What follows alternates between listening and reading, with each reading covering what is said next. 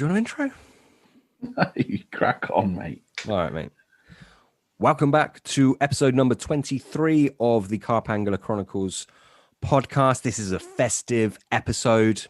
By the time you guys listen to this, I think it will be at least Christmas Eve. I think we're probably going to drop this Christmas Eve. So Merry Christmas from myself and Peter.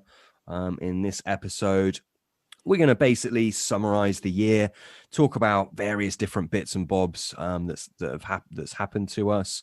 We'll go over some equipment, some tackle that we're really impressed with, some other bits that we're not so impressed with. We've basically got loads of different things actually planned out for this episode, which anyone that listens to us usually, you will know that we rarely plan anything out. But this episode we have. So I hope you enjoy it. We'll also be leading into some of your questions. I believe we've got 10 questions that we shortlisted from people who replied to us on Instagram. Actually, on that point, if you don't follow us on Instagram, go ahead and do follow us, because we do post the odd thing up on our story where you can just get involved with the podcast. So that might be of interest to you.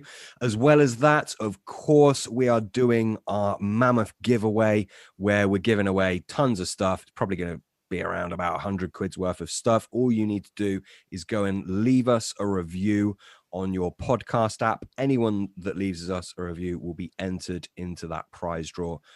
So please go ahead and do that. Takes 20 seconds. You're in with a chance of winning some stuff. And to be honest with you, it also really helps out the podcast. So please go ahead and do that. Without further ado, let's get into this festive episode. Pete is, of course, here with me. You feeling it, Pete? You getting all festive? I am, mate. Yeah, I do actually. I really enjoy this time of year. Yeah, I'm pretty ready for Christmas. I think ready to finish work pretty soon, and yeah, just enjoy some time with the family. Done all your shopping? Well, no, but I say I'm ready for Christmas. Do you know what? So, my wife's birthday's like 3 days before Christmas, so I had to do a lot of focus on that first, get that out of the way, and then I'm good to go. Nice, mate. Tipple of the episode? Yeah, same as last week, mate. On the Crabbies again. Nice festive ginger beer. Lovely. And yourself? I got quite the lineup, to be honest with you. Well, I mean, first off, Pete knows this. Obviously, the listeners, you don't know this yet, but I went out for lunch earlier. I had a few beers, so I'm like, there's a real risk of me getting a bit out of hand today. So I've actually got a coffee, and it's got different mushrooms in. I don't know if you're clued in with these nootropic mushrooms. But basically, there's some mushrooms that are good for your cognitive function, and you can put them in coffees and things like that. So I've got cordyceps, chaga, and lion's mane mushroom in with my coffee. I'm not going to lie, I've got a little shot of Bailey's in there as well, just to keep it festive. But hopefully that'll sharpen up my mind a little bit after the beers. I've also got a hemp and hop kombucha, a little bit of a health thing for you there. And I'm limiting it to 3 real ales, because the last thing I want to do is get pissed on another podcast, which I always seem to do. So I've got Doom Bar, which is a Cornish ale. I've got a Tanglefoot, the legendary Tanglefoot traditional golden ale. Where is this one from? It's Badger Brewery, which is brewed in, reading the bottle now, can't see it, Dorset. So I've got Dorset one, and then lastly I've got the good old speckled hen, which I often have on a podcast, and I quite enjoy a speckled hen. And lastly, I've got a little Bailey's in our Carp Chronicle whiskey glasses. That's me done. Just a short list tonight, mate. Jesus. Yeah, I'm going to be pissing every 5 minutes probably. But there we go. Right, let's dive in. First up in our highly professional schedule, what are we covering, Pete? Scripted, mate. Totally scripted. We were going to go with pet peeves of 2020, I believe. Pet peeves. So obviously angling-based pet peeves. Mm. You got any? I've had one really, and that for me is busy banks. So with the lockdown this year, back on the banks, and it's just been heaving, which is not really what I'm used to, sort of down here in Cornwall. And normally, especially midweek, you can get places to yourself, but not this year. And you? Excuse me, I'm just sort of choking on some mushrooms there. Ah. I thought you were going to be talking for ages, so I was just taking my time with it. And then as you ended off, I kind of like rammed it all in my mouth. I agree with you on that. Like, it's been busy up here. As well as that, obviously, nowadays I'm fishing up in the big smoke of the Cotswolds, and yeah, it's busier anyway up here. But yeah, I mean, I don't like that. I just want to be away from people when I angle. I say this all the time. But as well as that, I've had a few instances where I just think the etiquette hasn't been great, and that really does pee me off. Like, I've woken up and there's been someone like bivered up, swim right next to me, small little swims. There's like half of the lake is free. They could be out of the way, and people just like, yeah, plotting up next to me on a pressured water where they're, you know, that if there's more than a few lines in an area, that they are spooking out of there. I had that. I've had some other things. So yeah, that pees me off. As well as that, the lingo that some of these boys use, you know, scaly banger, things like that. No offense to anyone if you like talking like that. Talk how the hell you want. It's just something that I find a little bit irritating. I guess what the problem is carp angling has gotten to be very cloney. Like, everyone is a clone of it's like a real, there's like the trends seem more apparent than they used to be. I think there's always been trends in carp angling, certainly modern carp angling, but it just seems to be a little bit more over the top now. Is that because you're getting older, do you think, mate? Might be. So I mean, when you were younger and you've really got that hunger and a thirst for it, you're sort of probably sort of fitting in with those trends a little bit, and you've got that sort of, I guess you've got your fishing idols when you're younger and you want to mimic them and aspire to be them, and now your sort of fishing idols are a little bit older and out of the limelight, and the new breed of angler comes through. I think that's probably a lot of it, isn't it? Possibly. I just find a lot of it very cringy. But I mean, the carp angling is so much bigger now than it was when I started carp fishing, and when you started carp fishing. It's a different animal now, and I think with that comes even stronger trends. So yeah, that I wouldn't say it annoys me. It's just it turns me off. It's not something I want to be a part of. You referring to the podcast as a pod, that does pee me off. I don't know why you call it a pod. It's a podcast. You'll say it to me. You say it to guests. It's just embarrassing, mate. Don't know if I've told you that before, have I? No, this is news to me. Yeah, it just annoys me. Yeah. Call it a podcast. It's lazy. The trouble is, mate, now you've said that, if I call it a podcast, I feel like I'm giving in to you. You should, mate. So it's always going to be a pod now. It's my podcast, isn't it? Yeah, it was my pod, mate. I think that's it. Oh, something, I tell you what. And this was actually one of the as I said, we put a post out on Instagram saying, like, what do you want us to cover, guys? One of the replies was exactly something that really annoys me as well, which seems to be hook bait companies using old flavors and making a big fuss about it. I'm not going to call anyone out. Last thing I want to do is shit on anyone's business and livelihood. I really, really don't. So please don't anyone take offense to this, but you'll go on Instagram, you'll look at these hook bait, a couple of these hook bait companies, and they'll post a picture of like some old Hutchie mega spice, or, you know, so like a fucking ancient bottle of Scopex or something like that. And it'll be like only the best. And it freaking pisses me off, because these hook baits are pretty expensive. People are paying with their good hard-earned money. These old flavors that everyone seems to be going potty for recently, they are well and truly past their best. If you think that flavor is going to be performing as well as it did 20 years ago, you are totally wrong. It will be denatured to fuck.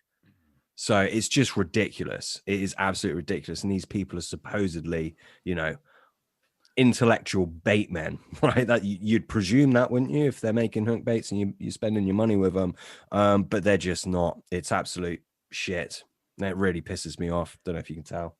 Yeah, it's a trend, isn't it? And I think it's worth to the guys who, I think a lot of our listeners love the bait talk, don't they? But to those guys, it's always worth, especially if you're buying flavors, to get from a source that they're reasonably fresh, because they do sort of oxidize, don't they, flavors? And I tell you who would be really good to chat about. And I don't know if you remember before the podcast we had with Joss with the otter predation. He works in the pet food industry, I want to say. I think he knows a lot of the flavor houses, and he was talking about sort of flavors and oxidization, and he'd be quite an interesting person to speak to about that. Yeah, I think we're gonna get Joss back on. I was chatting to him the other day. I think he's keen. Yeah, absolutely. It's going to oxidize. It's going to denature. You just fresh is best, 100% when it comes to flavors and a lot of additives in general, particularly spices.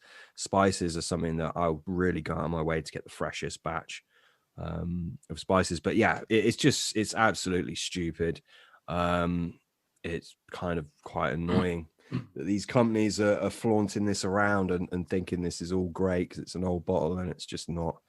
So again, look, I don't mean to shit on anyone. As I said before, I certainly don't want to mess with anyone's business. So maybe I shouldn't have said that. But at the same time, we do call it how it is on this podcast, don't we? And I think that should be the way it is. And to be fair on those hook bait creators, maybe they don't know that, or maybe they don't believe that. So I'm not necessarily saying that they're, ripping you off. I'm sure that's not the case. Hey, these old flavors are expensive to buy, so they're not trying to rip you off. It's just they've totally got the wrong idea of it. So yeah, that is something that does annoy me. But other than that, I'm pretty happy, I think. Yeah, I think I've got another thing that grinds your gears, mate.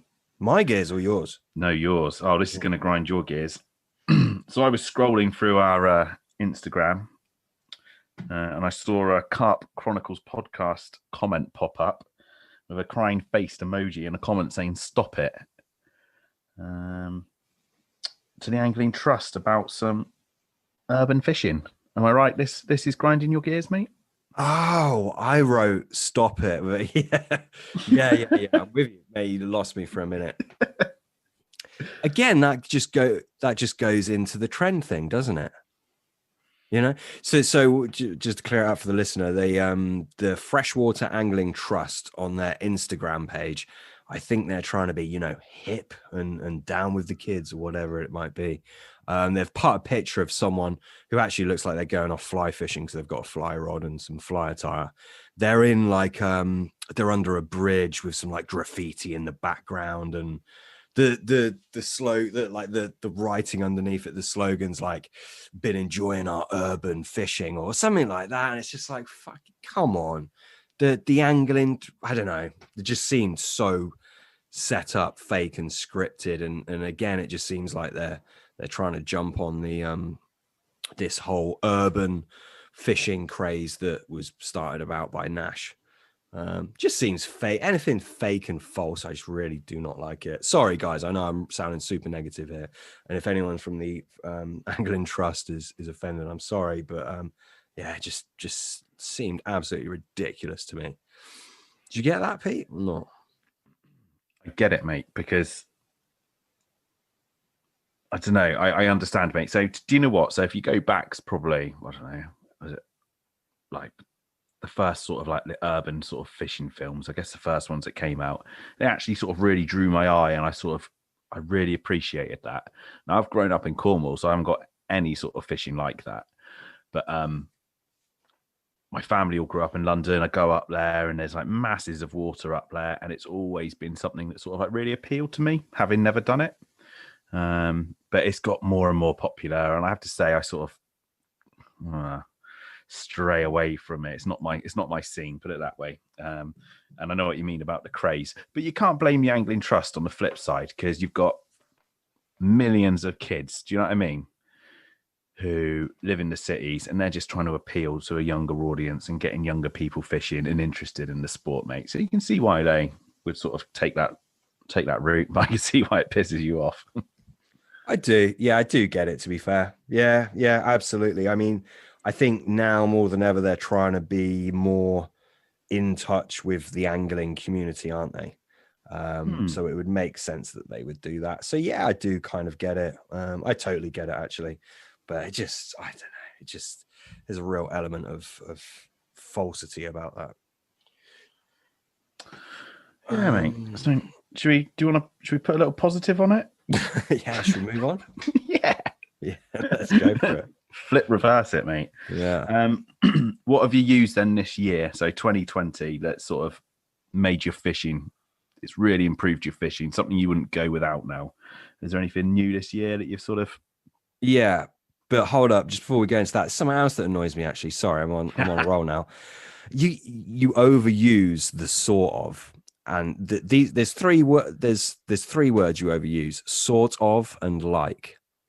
You'll say like, sort of like, it's sort of, it's like a strawberry flavor. Is it like a strawberry flavor, or is it a fucking strawberry flavor? Do you know what I mean? You overuse that a little bit. Sorry, mate. Yeah, some appraisal. Cheers. Pitching into you, isn't I? Yeah. Yes, you are. So yeah, like 2020, what have you enjoyed using? 2020, I tell you what, I think obviously it's been craziness, what with the lockdown and things like that. But I feel like I've paid much more attention to the tackle and little things like that. Whereas before I perhaps didn't as much, or I haven't done for many years. I think there's quite a good few things to come out, or not to come out, actually. Quite a good few things that are new to me in 2020. The bait rocket that we spoke about on the last podcast with Sean Harrison, that's definitely up there. Like, that thing is freaking good. Have you had a chance to have a look at one of those yet? Yeah, I've had a look. I've not used one, mate. But I've seen them online, to be honest. I haven't seen one in the flesh. I think, like we touched on it with Sean, I do think if that would been brought out by another company, they'd probably be quite popular. I think a lot more people would use them. Yeah. I think a lot of people look at it and they see the company and think, like, not for me. But yeah, go on. How do you find it? Sort of. Well, you might need to describe it for the listener, maybe. It looks like a spom, but basically you hit the clip, or hit the spool in mid-flight, and then it ejects in mid-air, so it sprays the bait everywhere. So you're basically, rather than getting a smaller area of bait deployed from a spom or a spod, it kind of jettisons the bait out to give it a nice big spread. Same kind of thing you'd get with a catapult or maybe even a throwing stick. So it's just a different way to get the bait out there. I like to fish over that kind of baiting strategy as well as that. Like, the gulls aren't going to get all of your bait. I know they don't with a spom, but again, it's just a way to put it in a bit of a spreaded area. Whereas if you try and do that with a throwing stick, like the gulls are just going to get you on a lot of the waters, or certainly on the waters I fish. So yeah, it's a really good tool. I think it's Total Fishing Gear that make it. Yeah, and it's good. Next time we fish together, Pete, I'll bring it. I've always got it anyway. You'll have to have a go. Presumably, like, does it take a bit of getting used to? Because I imagine I don't know how far it projects the baits. And is it hard to bait? I suppose it's not like an accurate baiting tool, but it's more accurate, say, than a catapult. Yeah, for your range, I suppose. But I mean, look, 20 casts and you'll have nailed it, sort of thing. Well, not nailed it, but you'll be good enough to put it where you want it. So no, it's not that hard. How short are you? Sort of, would you clip up to your spot? Well, it depends on where your spot is. I've banged it out like 100 yards. I've done it in a much shorter than that. Just wherever you. I guess it depends in the power and the cast as well as to how far it. In my head, you're hitting that clip and baits are spraying a distance, you know? Yeah, it's probably not as profound. Like it's probably not as extreme as, as your brain is thinking it is. It gives a good spread. Yeah, don't know. It's hard to explain. You have to buy one and have a play with it, or just play on mine. Yeah. So one of mine, mate, as we've sort of highlighted on the podcast for the guys who've listened to us throughout the year, I had numerous issues with shelters and brollies. And I went with your recommendation and I bought the ESP Hideout brolly. And I absolutely love it, mate. It's just a no frills, easy bit of kit. Yeah. And it works. It doesn't leak, which is a bonus. Don't really need anything with it, do you? No storm poles. I rarely use like one or like two pegs maybe to peg it down. Just easy. Like super easy. Yeah, because it's for those that don't know, it's freestanding because you've got two extending ribs that fold out. So whereas a normal brolly, you've got to peg it down for it to stand up or use the front storm poles. This one, it's just freestanding. So it goes up real quick. You don't have to carry storm poles with you. So you're cutting down on weight and bulk and stuff. It's just all around good bit of simple kit, isn't it? I like the fact that so it's got like I'd say it's not a fantastic quality material. It's a very lightweight, like 5,000 hydrostatic head, is it? I don't know, but it's a lightweight material, isn't it? Certainly not like a Hydra Tech or whatever the fancy fabrics are, but it's just super lightweight. And I like the integrated fronts. So sort of like the storm sides, they're kind of like, sort of like it's got half a front already attached, doesn't it? Do you know what I mean? Yeah. Yeah. And they're just super versatile. You have them rolled back most of the time. If a little bit of crosswind comes in and a bit of drizzle, you just peg a side out. It's already attached to the brolly. It's just, really versatile. And it just suits me for my style of fishing. Just I'm only there for 10, 12 hours overnight. Shut the brolly up, put it away again. Happy days. 100%. So since we started this podcast, which was just over a year ago, I think you've had how many shouters have you had, mate? You tell us. Well, I have like my old Witchwood brolly, which I've had for probably 8 or 9 years. Yeah, how many new ones you had? How many new? So from there, I got the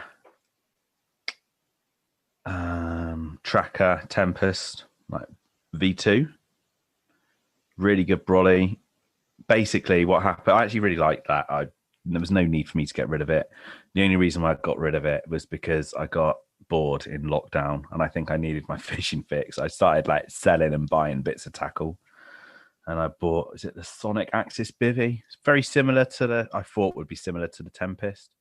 It's actually got, it's hard to explain. It's actually a really good bit of kit. I actually quite liked it. But it's got rear vents like sewn in. The elastic loop point for the rear vents, there's 4 of them on the back of the brolly. It just leaked from all 4 of those. So I was like, it's obviously a manufacturing issue. And chances are if I get another one, it might have the same problem. So I just returned that. And then I thought, Witchwood brolly. I love my Witchwood brolly. I'm just going to go back to a brolly. And then Witchwood brolly has, so it's the MHR brolly, I think it is. Another, again, really good brolly. I really liked it, but it leaked. It's got these little clips, which you don't need. You do not need them. So these little clips are sewn into the roof of the brolly. And the idea is when you put the brolly away, you can fold your storm pole in and clip it into place. But anyone who's used a brolly, you'd know you just fold the storm poles in and they're kept in place inside the brolly anyway. It's just completely unnecessary. And it leaked through there. So both of them leaked, which was typically on sort of like your head end and the foot end of the bed. So if it's just a little drip that was somewhere insignificant, I'd probably just get over it at this point because I just wanted a decent shelter. But it dripped right onto my head. So I dealt with the company and they sent me out another one, which leaked in exactly the same place. And at that point, I sort of gave up and just got the ESP on your recommendation, which I'm enjoying. Yes, you've had quite a few. What my question was going to be is, you're going to stick with this one, do you think? Mate, I can't be bothered to get another shelter ever again. Yeah, would you want to, though? Like, does it not just do everything? Yeah, it does everything. I've turned more into like a little bit of a bank rat as well. Like, for example, when I got like the Axis, like Bivy from Sonic, I was like ground sheeted. Everything was Oh, like real God. comfy. Yeah. And now this thing hasn't. I mean, we're in December now, and the ground sheet's not come out of the packet. I'm just sort of turned more into a bank rat. And You never used to be a ground sheet dude. I'm sure this stuff has only happened since I've moved away, and you've got in with the wrong sort, started fishing with the wrong crowd, mate. yeah, It's true though, isn't it? not really, It dude. is. I sold the brolly at the beginning of the year. It's only been since lockdown, really, that I started fishing with a ground sheet. Don't know, mate. I don't know, mate. You changed a lot. That's what I'm saying. Anyway, you like a ground sheet nowadays? No, I don't. Oh, I've used a ground sheet once this year. yeah. And that is how fantastic it was. It was amazing. I'm not gonna lie. Yeah, I'm not a ground sheet dude. I'm a freaking brolly, open front brolly. Yeah, just no luxuries for me. But yeah, I used the ground sheet because the ground was I just had to basically. The ground was absolutely in tatters, supremely muddy. But yeah, I loved it. Yeah, it was good. You know, it was just nice fish in that lake, and I can put something on the floor, and it's not like sinking into the mud by 2 inches or something ridiculous. Do you know what I mean? Enjoyed it. I really did enjoy it. A bit of luxury, but I don't think I'll use it again. I'll tell you something else that I am really impressed with are the Korda Kamakura hooks. I appreciate they're not new this year. I don't think they are anyway. But I started using them. Yeah, actually, they are new this year, aren't they? Are they? Not sure. Anyway, started using them this year, and they are freaking brilliant. I cannot sharpen hooks for toffee. I really, really can't. So yeah, those Kamakura hooks are an absolute godsend for me. They're gonna bring out this isn't official, I don't think, but they're gonna bring out an X version, or at least they're trialing it, and I cannot wait until that version comes out because it's just stronger. And most of you probably know the Korda hooks aren't the strongest hooks.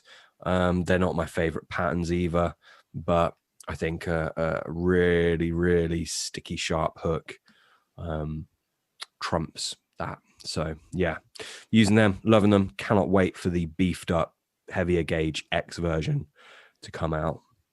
But they're very, very good. They only do a limited like range in the Kamakura, don't they? What patterns have they got? They do the wide gape, and then the chod version of the wide gape. They're the only two I use. I think they do what's the little offset hook that Korda do? Yeah, crank. It's not a curve shank. It's kind of curved, but it's shorter shanked, and the point is offset. Yeah, it's crank, isn't it? Crank, is it? Is it the crank? Yeah, it's the crank, is it? Yeah. I don't know. Something like that. Yeah, I think they're the only three that they do in the Kamakura range. I like a long shank hook. I wouldn't mind it if they brought out a long shank one. It would have to be the X version because the long shank is a little bit of a weaker hook. So yeah, it's just their like beak point. Do they do the curve? They don't do the curve, do they? In the Kamakura? I don't think so. I'm just wondering because they're all sort of beaked point hooks, aren't they? And I wonder if that's got anything to do with the sharpening process or why they've only chosen those patterns. The offset hook, the crank, maybe it's the crank. People are probably yelling at us and it's not the crank, mate. But whatever that hook is called. It's a crank, I'm pretty sure of it. Is it? All right. Then the crank, I don't think that's a beaked point. I don't think. Might be wrong. Yeah, anyway, those are three. Super impressed with those.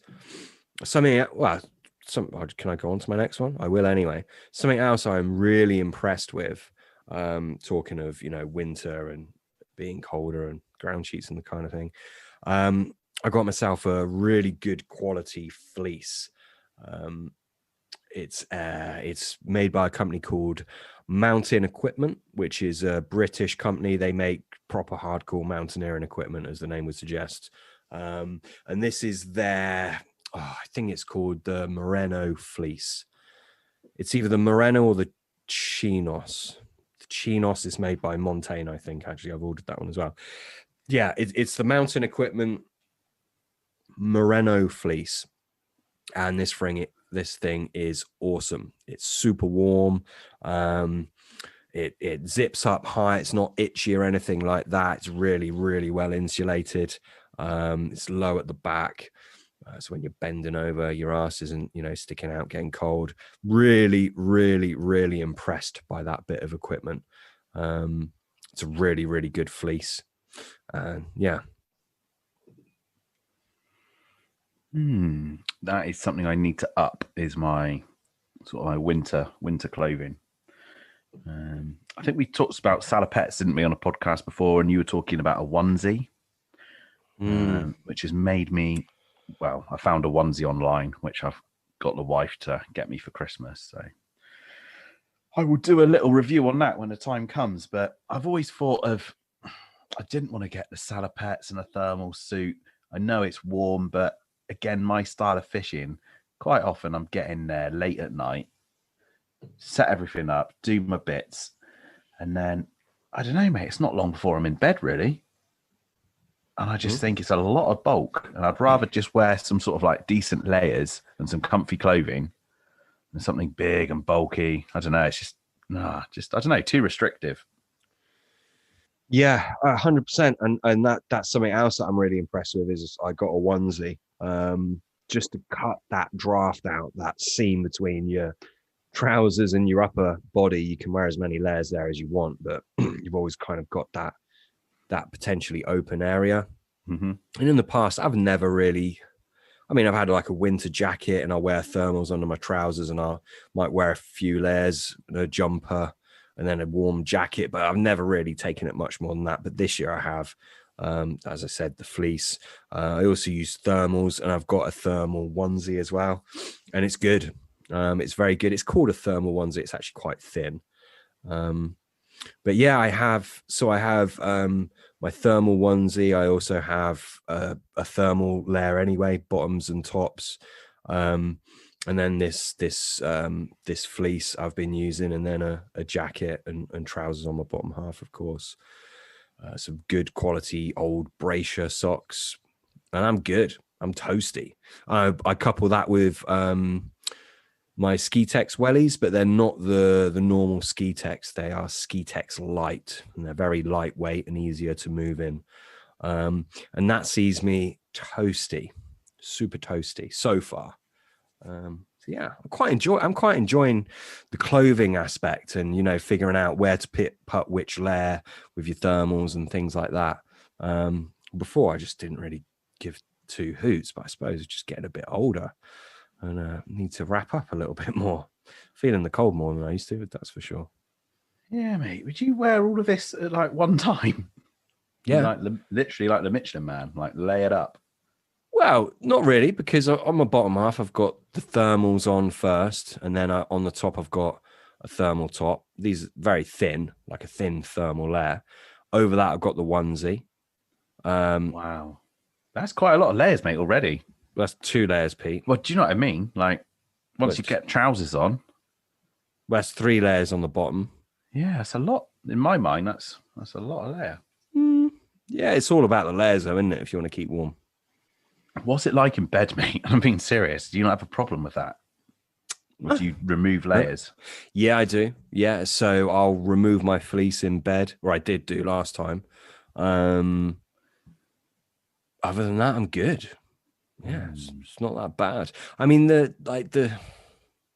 It's probably so boring for the listener, but the onesie is really thin.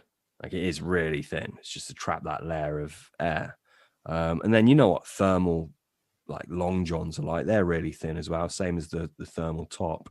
It's all pretty thin stuff, isn't it?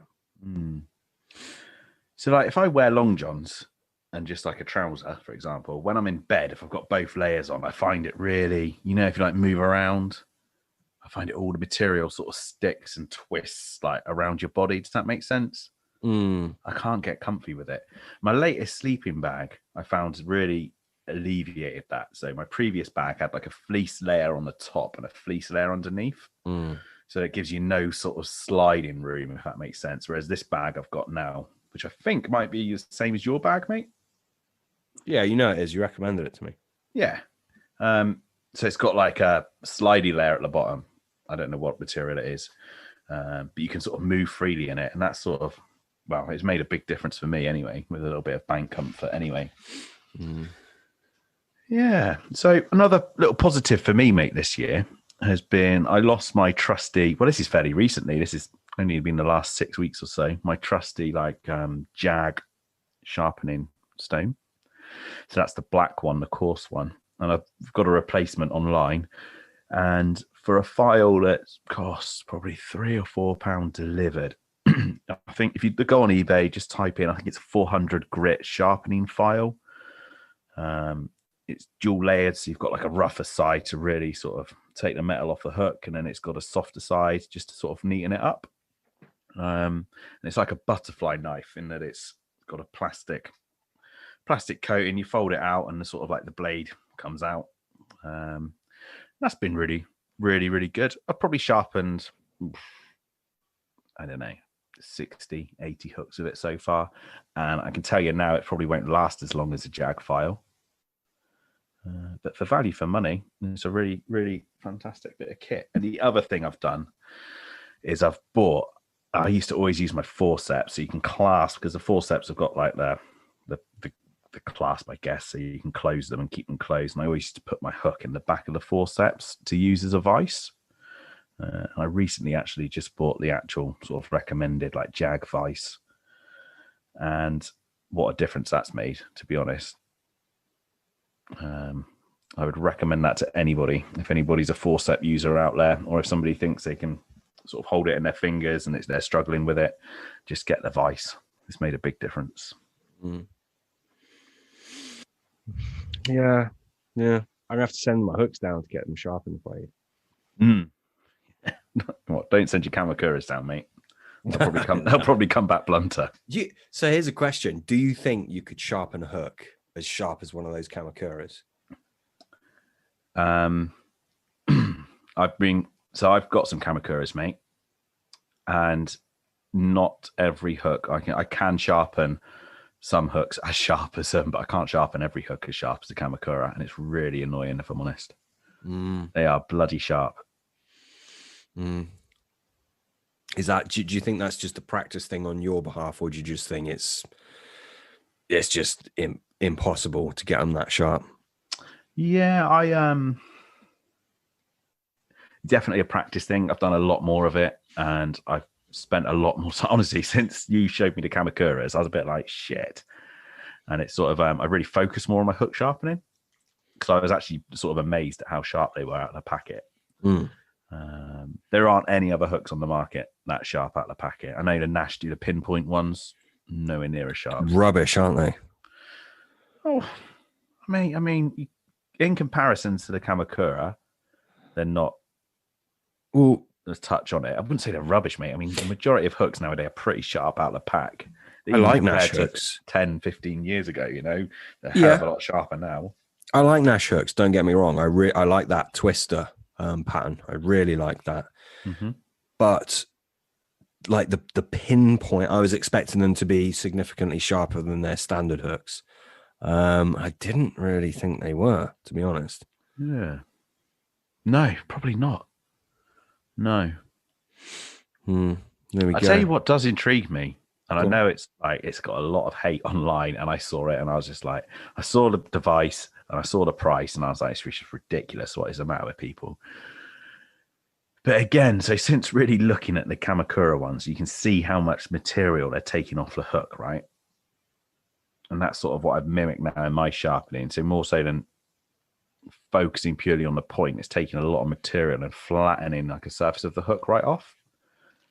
Their sharpening stone, like the electric one, have you seen that in action? The Nash one? Not in action. I've seen it. I'm aware of it. Yeah. Wow. I think if you struggle to sharpen hooks, I think that would really help you out, mate. Really? I could see you getting through some packs like pretty quick practicing, because I think it takes quite a lot of material off the hook quite quick. It's just effortless, isn't it? It's a little spinning stone. And having said that, would I buy one? Oh, I don't think so. Just couldn't warrant £100 or whatever it is for something you can do a hand. I don't know. £100 for a sharpening stone. Yeah. Wow. Jeez, that's what I mean. Yeah, that's it's a bit of an investment, isn't it? Okay, fair enough. Anything else that you're particularly impressed with this year? Mate, I've had a very unimpressive year's fishing. No, not really. I think if we were to look at next year, I think I'd certainly do things differently than I've done this year. What would that be? I just haven't focused on sort of one thing. I've flitted between things, and I just sort of need to focus on sort of one element of my fishing, if that makes sense, and sort of trust it and go with it. And I think that's one of the most. I've had an unsuccessful year this year, mate, and it's really bugged me, to be honest. And it's just down to my own sort of errors and mistakes, just in how I've approached fishing, sort of mentally, if that makes any sense. It's been a lot of. I've just been going fishing to escape life, if that makes sense. Yeah. And I've just been getting out, and I've been really enjoying just getting out and away from the kids. And I'd like chuck the rods out. I'll sit down, I'll have a beer, cook a bit of food, and just get my little time away. And actually now I'm feeling with the podcast under a bit of pressure. I need to actually catch some fish, mate. So that's what I'm going to try and do this year. Focus more on the fishing. Fair enough. Yeah, fair enough. I do get that, and I kind of sense that anyway. You've not had the best year, have you? No. But yeah. 2021 is fast approaching, mate. Something that I've got a bit of a new toy is I've changed cameras to a Canon EOS R, which is actually a really nice bit of kit, to be honest with you. Of course, same as with any, higher end camera.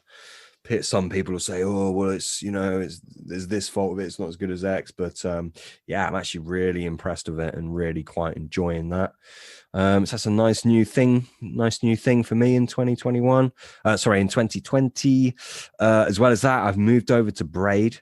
I've used braid in the past. And as you reminded me of, Pete, I didn't get on well with it, did I? The first time I properly used braid on that old syndicate we were on.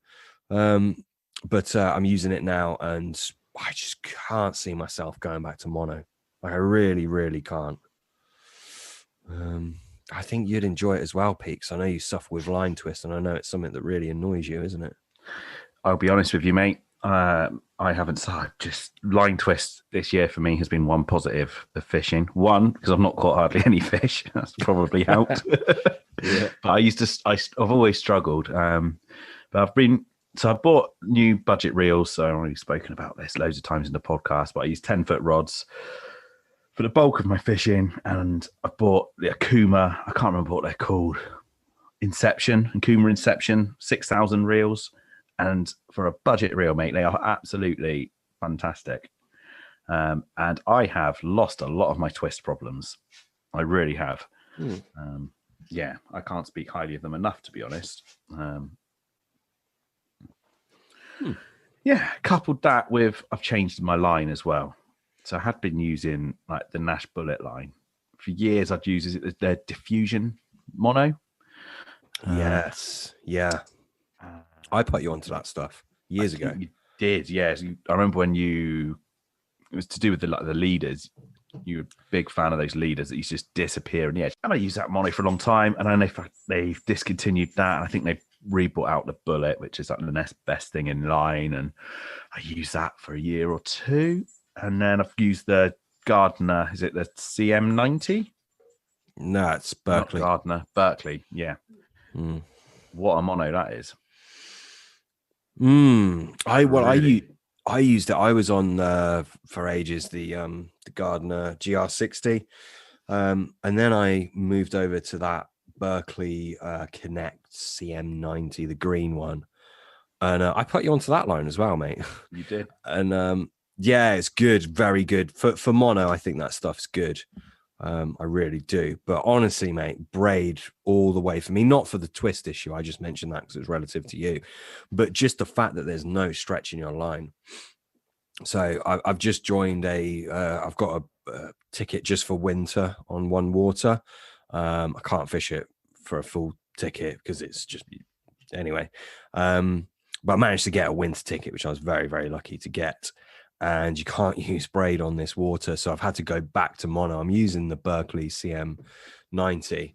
Although I've actually just bought a load of fluorocarbon. And yeah, it's so stretchy in comparison. You just can't feel as much. And yeah, you can have a marker rod with braid and things like that. But the way a lot of the time I'm just fishing for drops, or I'll cast a showing fish. I'm like very kind of like on fish, and you can't always, a lot of the time, if I see a fish, last thing I want to be doing is chucking around a freaking lead and a marker float to find a clear spot to present next to it. You need to just cast out on the fish, and just having the braid just gives you so much of a clearer idea of what you're landing on.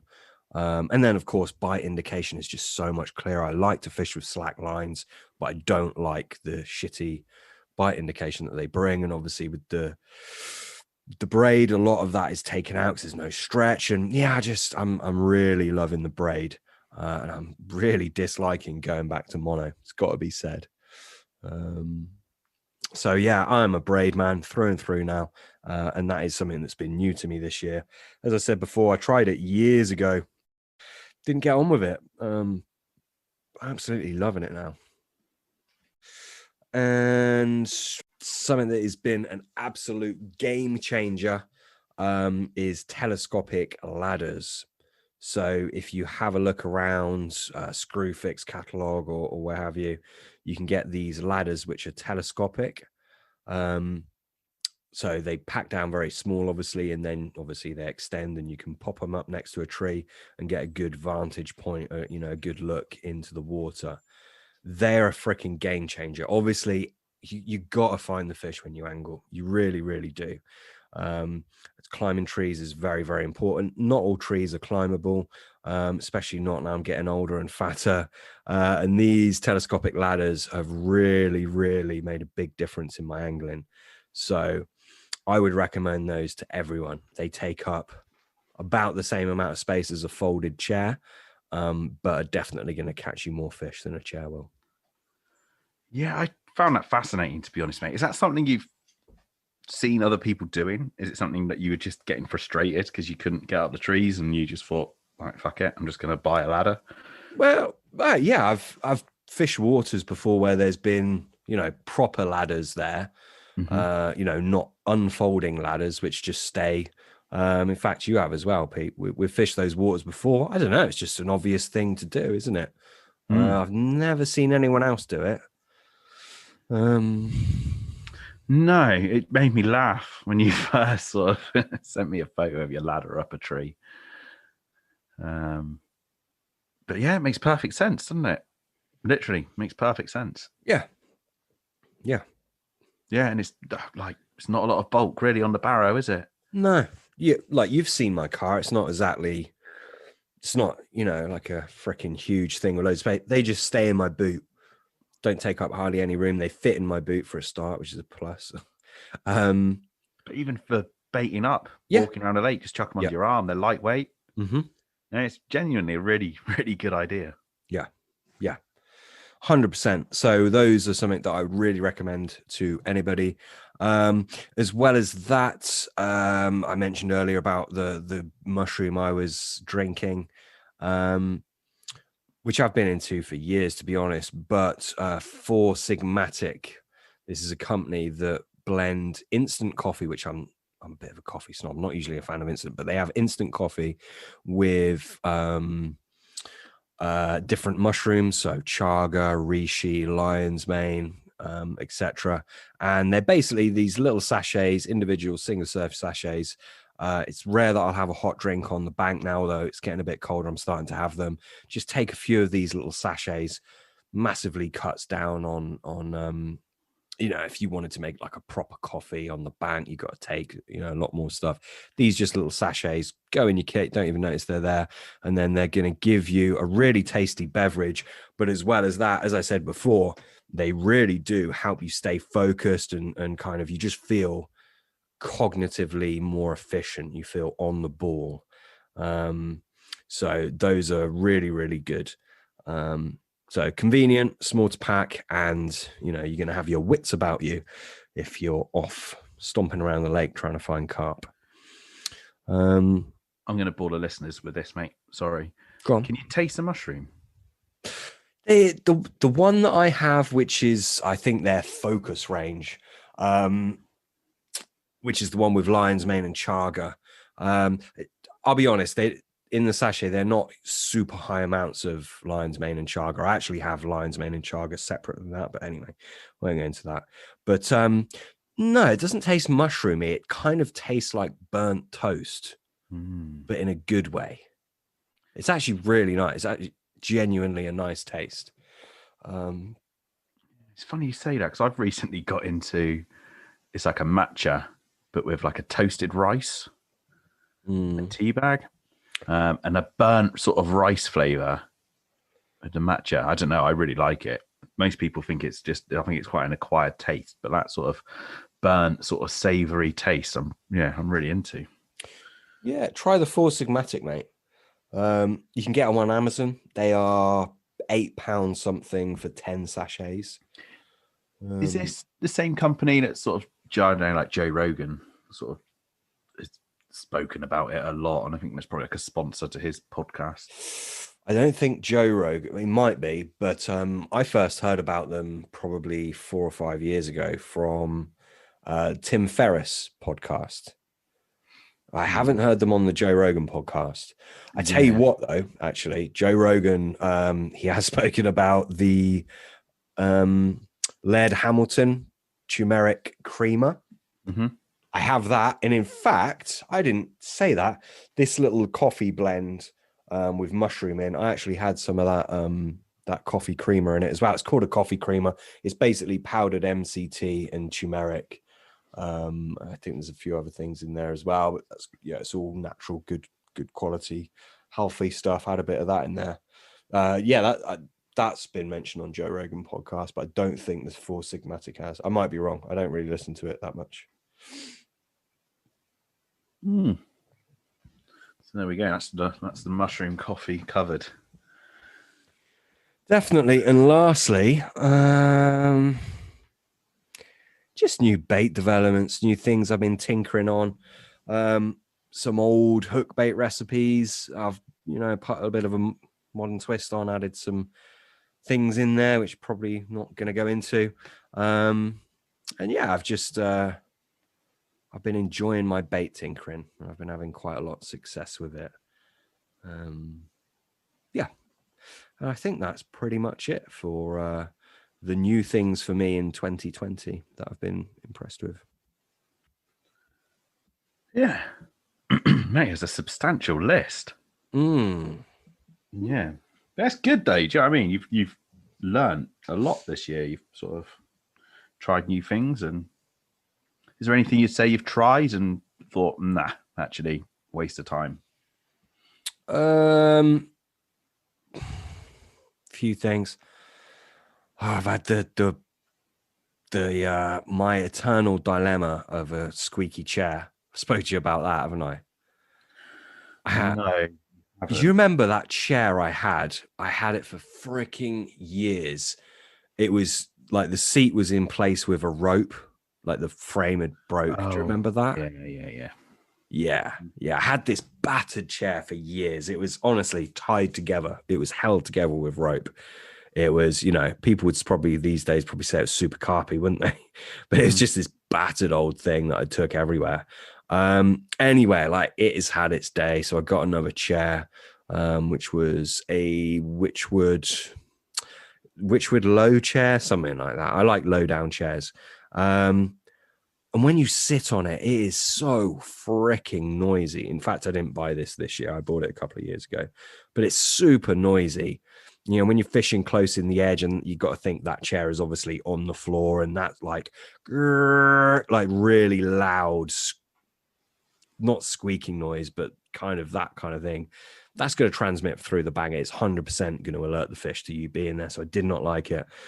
So I bought a new chair, which is a Tracker RLX bed chair, I think it's called. It doesn't have back feet, but it's got like this frame thing. So you can put it on your bed chair and sit on there. Well, you can do that with a normal chair anyway, just fold the back legs under. But you can also sit it on the floor, but you just really lean back. Got that. It was silent. Oh, I loved it. You know, it barely made a noise, like a mouse pissing on cotton. But now that started making a freaking noise when I get on it. Not as bad as the Witchwood one, but still, it's significant amount of noise. Now, have you had this problem, mate? Pete, have you had this problem? Listeners, have you had this problem? I'd love to hear from you. I don't know if it's just me or if this is a thing, but you'd think that some bloody company would make a quiet chair to sit on, would you not? Honestly, mate, my bed chair has become so loud, unbearably loud, to the point of I'm concerned, like moving in the night because I don't want to make the noise, and it is really, really loud. I've tightened up the bungees, thinking, they've just slackened off, and it made the bed really uncomfy. If I'm honest, I tightened it up probably too much, and the noise is still there. I don't know what to do. It's got I guess the lumbar support. It's got the canvas that wraps around the frame. And I've narrowed the noise down to that rather than obviously the bungees around the frame. It's the bit where you've got the canvas that goes all the way around the frame. And if I move on there, it just, I like your old chair, mate. It just makes a really, really significantly loud noise. Well, this is the thing. My proper old chair that was held together with twine, that didn't make that much noise. It's only these newer ones I've got. But it's annoying, isn't it? It's like it's a genuine problem. Yeah. So yeah, not too impressed with that. I think I've spoken about it before, but I had a ProLogic thermal light thermal pro or something like that jacket. Bought it around about this time last year, actually. That's just been falling apart.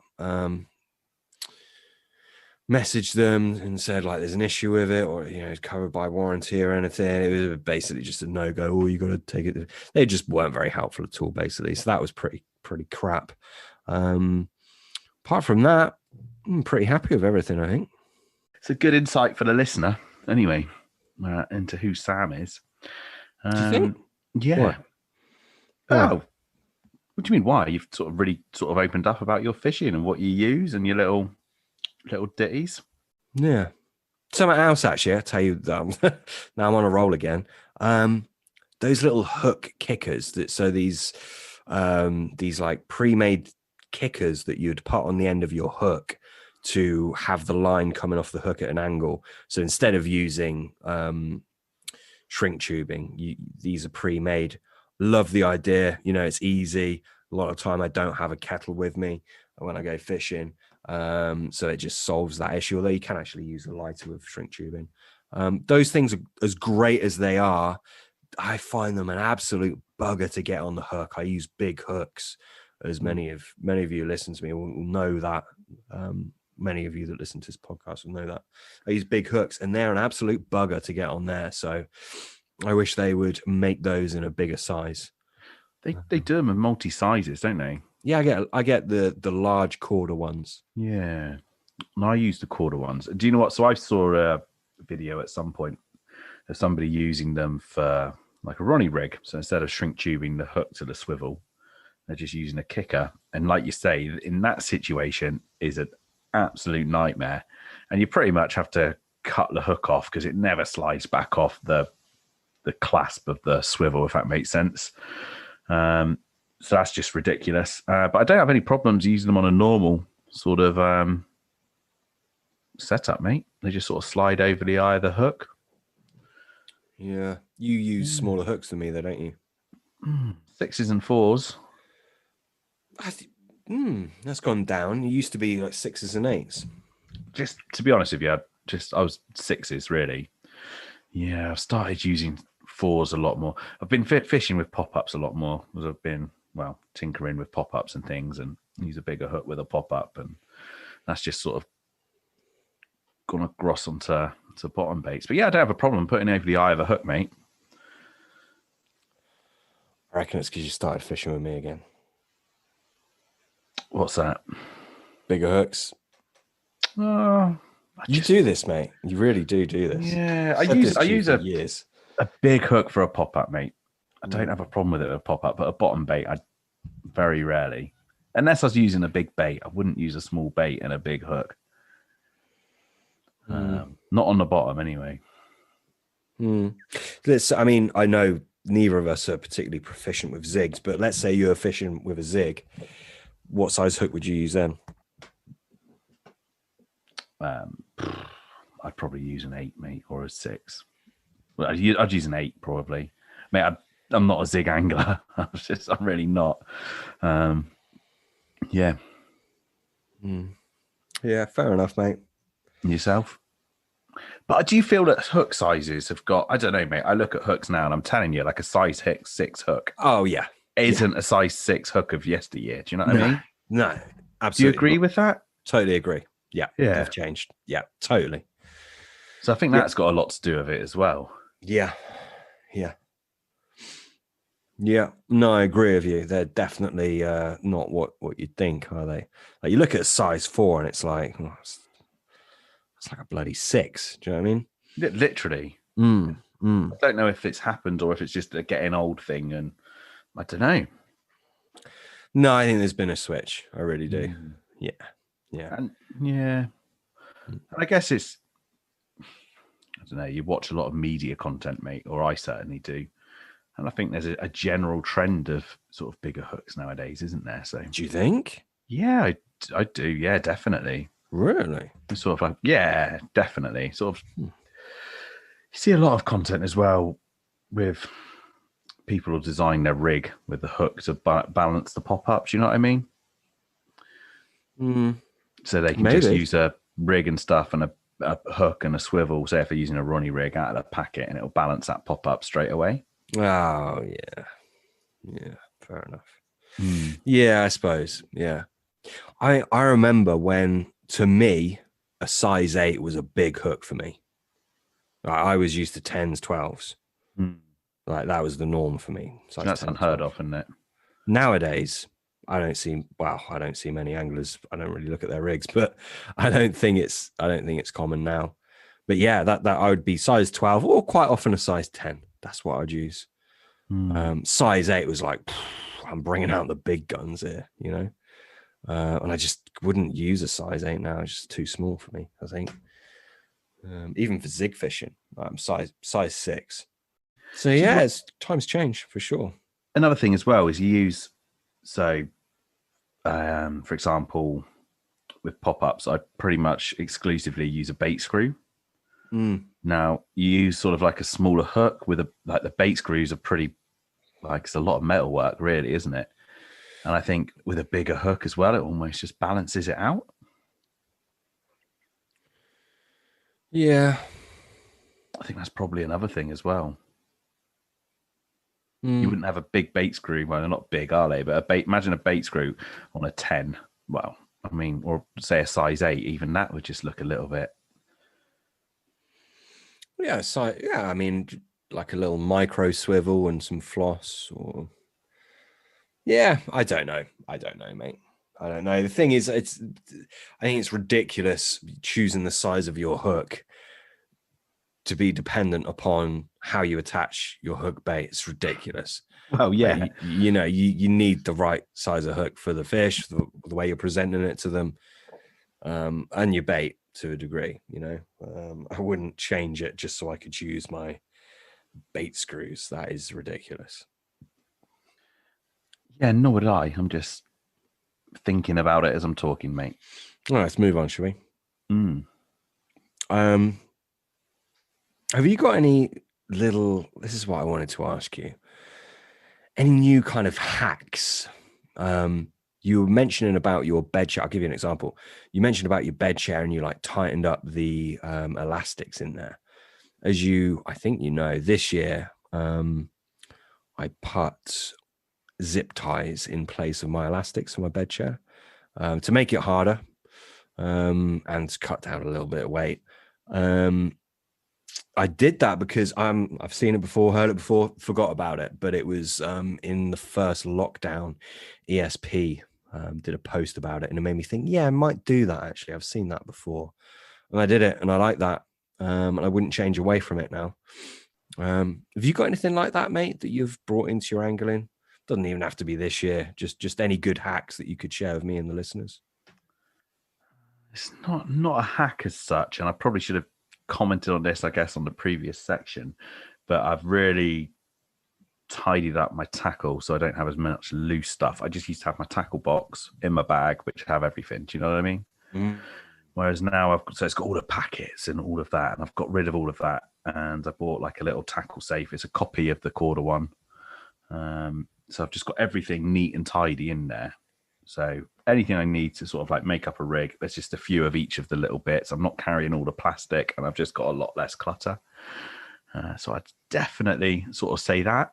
But hacks wise, not really. No, I wouldn't say anything I've got is a hack anyway. See, I like that refining down thing, just like cutting the shit out of all the tackle. I need to do that. My tackle bag weighs a ton. I got so many different leads in there. And if I'm like stalking in the edge, hard gravel spots, I like a big lead. I'm talking like 5 or 6 ounces. I want to pull their face off when they lift into it, not literally before someone gets offended. But I like a big lead. So I've got loads of freaking leads that just weigh me down. A lot of time I don't use them. A lot of time I'm casting to fish anyway. So I'm using like an 1.5 ounce, 2 ounce. I need to cut the fat with that. And as well, my tackle, and I'm starting to take lots of bits. I've noticed as I refined all down for the year. I think a lot of people in the winter go over their gear and sort the wheat from the chaff a little bit, and I did that. But I've gained a lot this year. I think started to carry a lot more. And if you think back to times gone by, I was pretty minimal, wasn't I? I still am by most people's standards. But yeah, I like the sound of that, mate. Smaller tackle pouches, a la Rootsy style. Our friend Adam Roots, who's very much into the minimal side of angling. It's all good, isn't it? It is all good. Yeah. What was your bulldog trick, mate? Your bulldog clips. Not actually taking a bulldog with you fishing. Yes, my bulldog. Yeah. These are good. So in the brolly, if you want to have it letterbox style, which I like to do, if I've got to have the front on, I like to have it open letterbox style. So you can see the lake, obviously, sitting on your bed chair, looking at the lake. So what I do, instead of just like zipping it down, if you want it down quite low, instead of just having the top of it trail on the floor and get caught in your boot and then you're going out, tripping over, what I do is I just roll it down. And this is a little bit, it's not exactly hardcore, is it? But anyway, I'm getting older. So I roll it down, and I've got these bulldog clips. These bulldog clips used to get in school and used to like go around and put them on people's ears and stuff. I've got a couple of those. I roll it down and just clip it there, rolled down so it's not just dragging on the floor, getting caught in things, just to facilitate the letterbox style. Yeah, I told you about them, didn't I? Yeah. The other thing you had was some hair clips. That was when we went, because I needed some elastic bands, didn't I? Because I wanted to fish sort of washing line style, and I didn't have any elastic bands, and we sort of tried to rig something up with some hair clips. Was that for the same reason, but you've moved on to your bulldogs? Yeah, exactly that. I couldn't get any bulldog clips. I ordered some, but they're taking ages to come, so I just bought some hair clips whilst I was on the way to the lake. They worked okay because they're quite chunky, big. Quite big, chunky ones, but the bulldog clips work a lot better. Definitely, but those hair clips come in handy for things. If you're doing like you're doing something funky with the washing line method or something like that, they can be useful. I think there's a few little things that can be useful. Taking some electrical tape can be really useful for several different things. And in fact, what I have now, in just carrying on in the same vein of traveling fairly light, I like to have a small rucksack. Well, not a small rucksack. Well, yeah, actually, no, yeah, a small rucksack for my tackle bag. But what I also do is I bring a bucket, which has got kind of bits and bobs in. So I keep my bulldog clips and some other bits and bobs in this bucket, alongside some essential bits that I'd need, for doing the night anyway. And this does a few things, and it sounds a bit silly, but it does a few things. It goes next to my bed chair, so it's somewhere I can keep my receiver and my phone. So it's a little mini table, if you like. Keeps everything together. Doesn't take up too much space. I can put other things in there. It's actually my poop bucket, so I poop in it as well as keep all my stuff in there. Now, obviously, I'm not just shitting in the bucket raw. I'm putting in a bin liner. I actually use a garden refuse sack because they're stronger. I think I covered that in an episode before when we're talking about my hideous stories of times gone by.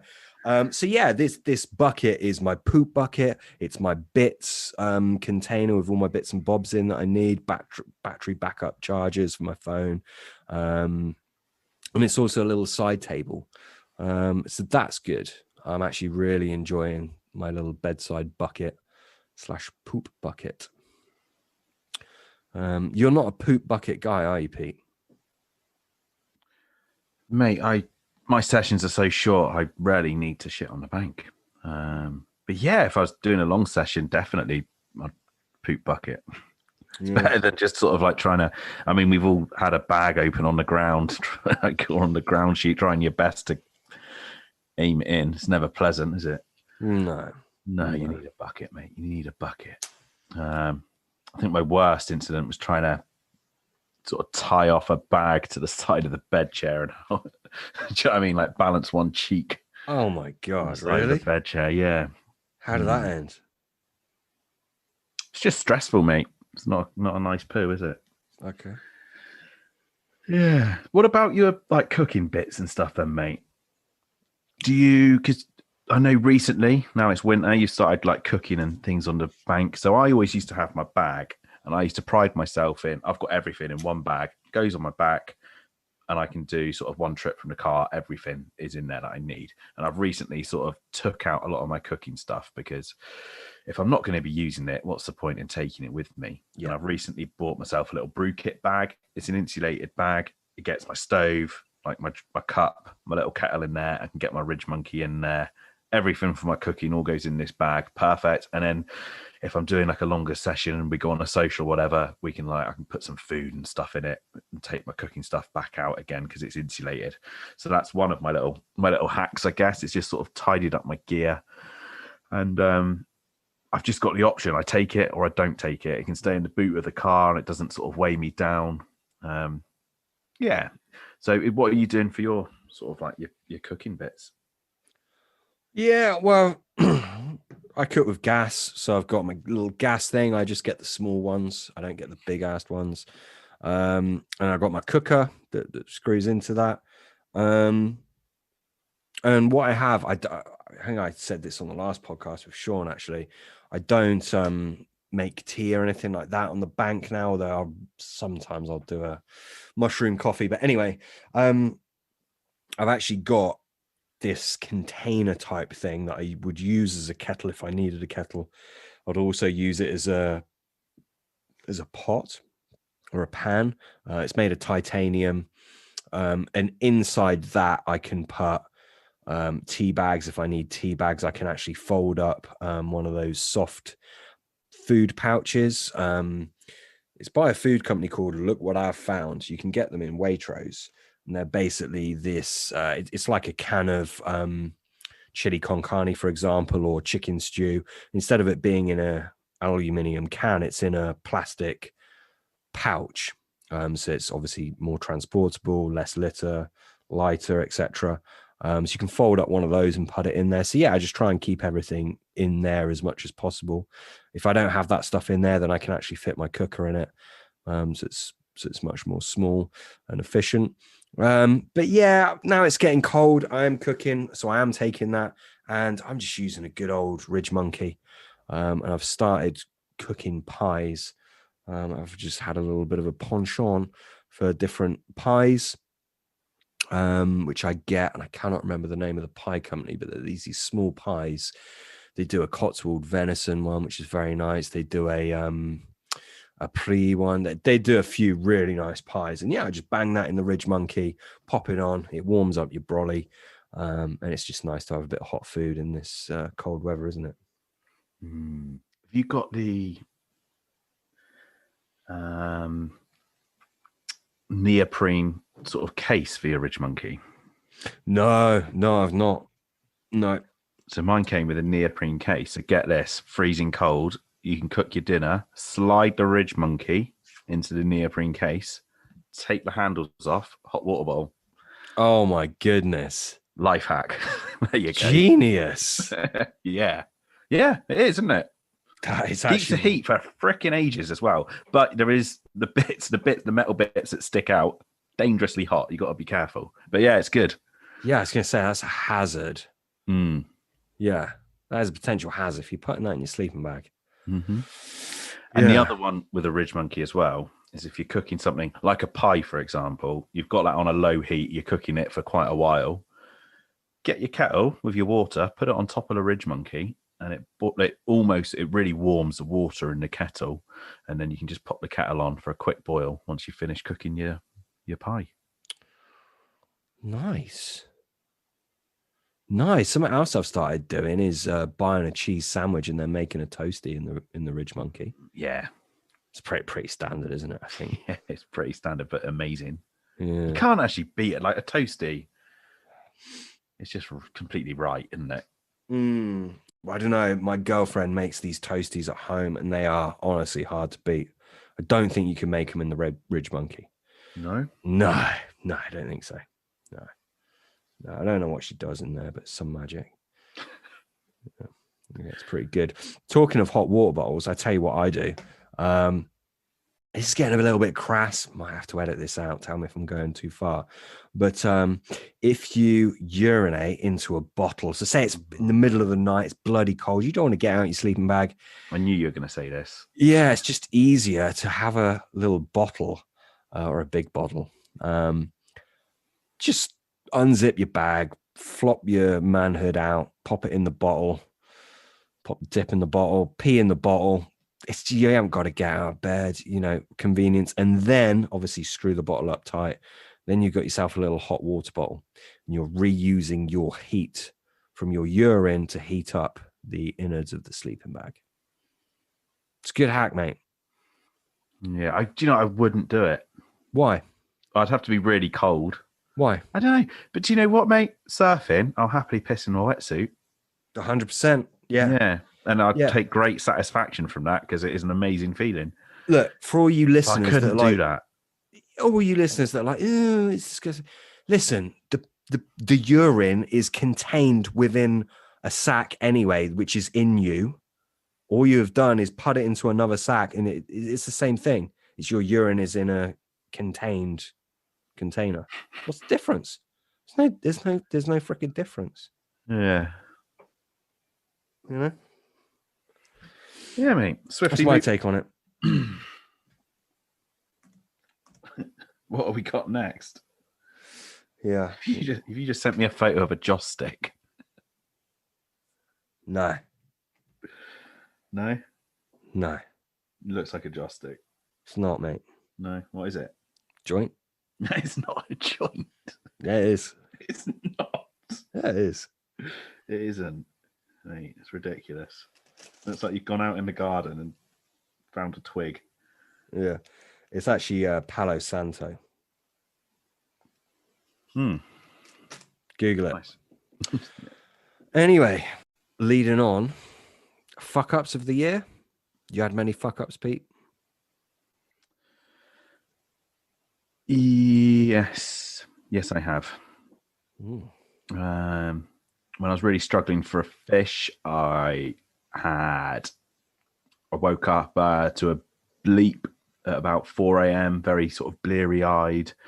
I think it was one of the nights we'd recorded a podcast and I had a bleep and I sort of like was looking out at the rods and I ignored it. And then I had another bleep and I had another bleep. And I'm just like, oh, fucking bream. I'd caught a few bream. I was fishing with nuts that had been fermented in molasses. So the bream were enjoying them. And when the sun had like properly come up and everything, and mate, probably about an hour and a half later, I was very bleary eyed, like just lazy, didn't get out of bed. And I've gone to reel in and I've just looked where the only way I can describe this swim is it's got some real sort of like, it's got some real hardcore, like 501 sort of hardcore, which you'd put like foundations for your house on kind of thing. And you cannot get a bank stick through it. And I've got this little Nash pod, and my back stick had been pulled right across in the pod. The pod's quite flimsy. It's a cheap pod. It's not like fancy solar stainless steel jobbies. It's just a cheap aluminium and plastic pod. I was just like, looked at it. I was a bit like, oh shit, I probably had a take. And anyway, I reeled in, mate. The fish had probably kited, I don't know, 60 yards. I'd had a couple of bleeps. It dropped the lead. It had moved. My rig was probably 40, easy 40, 50 yards away from my spot. And I got properly done. And that was when I was really struggling for a bite. Jeez, it could have been the lead. Yeah, it could have been something quite special, And I've beaten myself up about that a bit. I've taken it a lot more. So he gave me a kick up the arse, put it that way. So that's a fuck up, mate. Yeah. Why did you not get the correct indication? Just purely because it kited perfectly.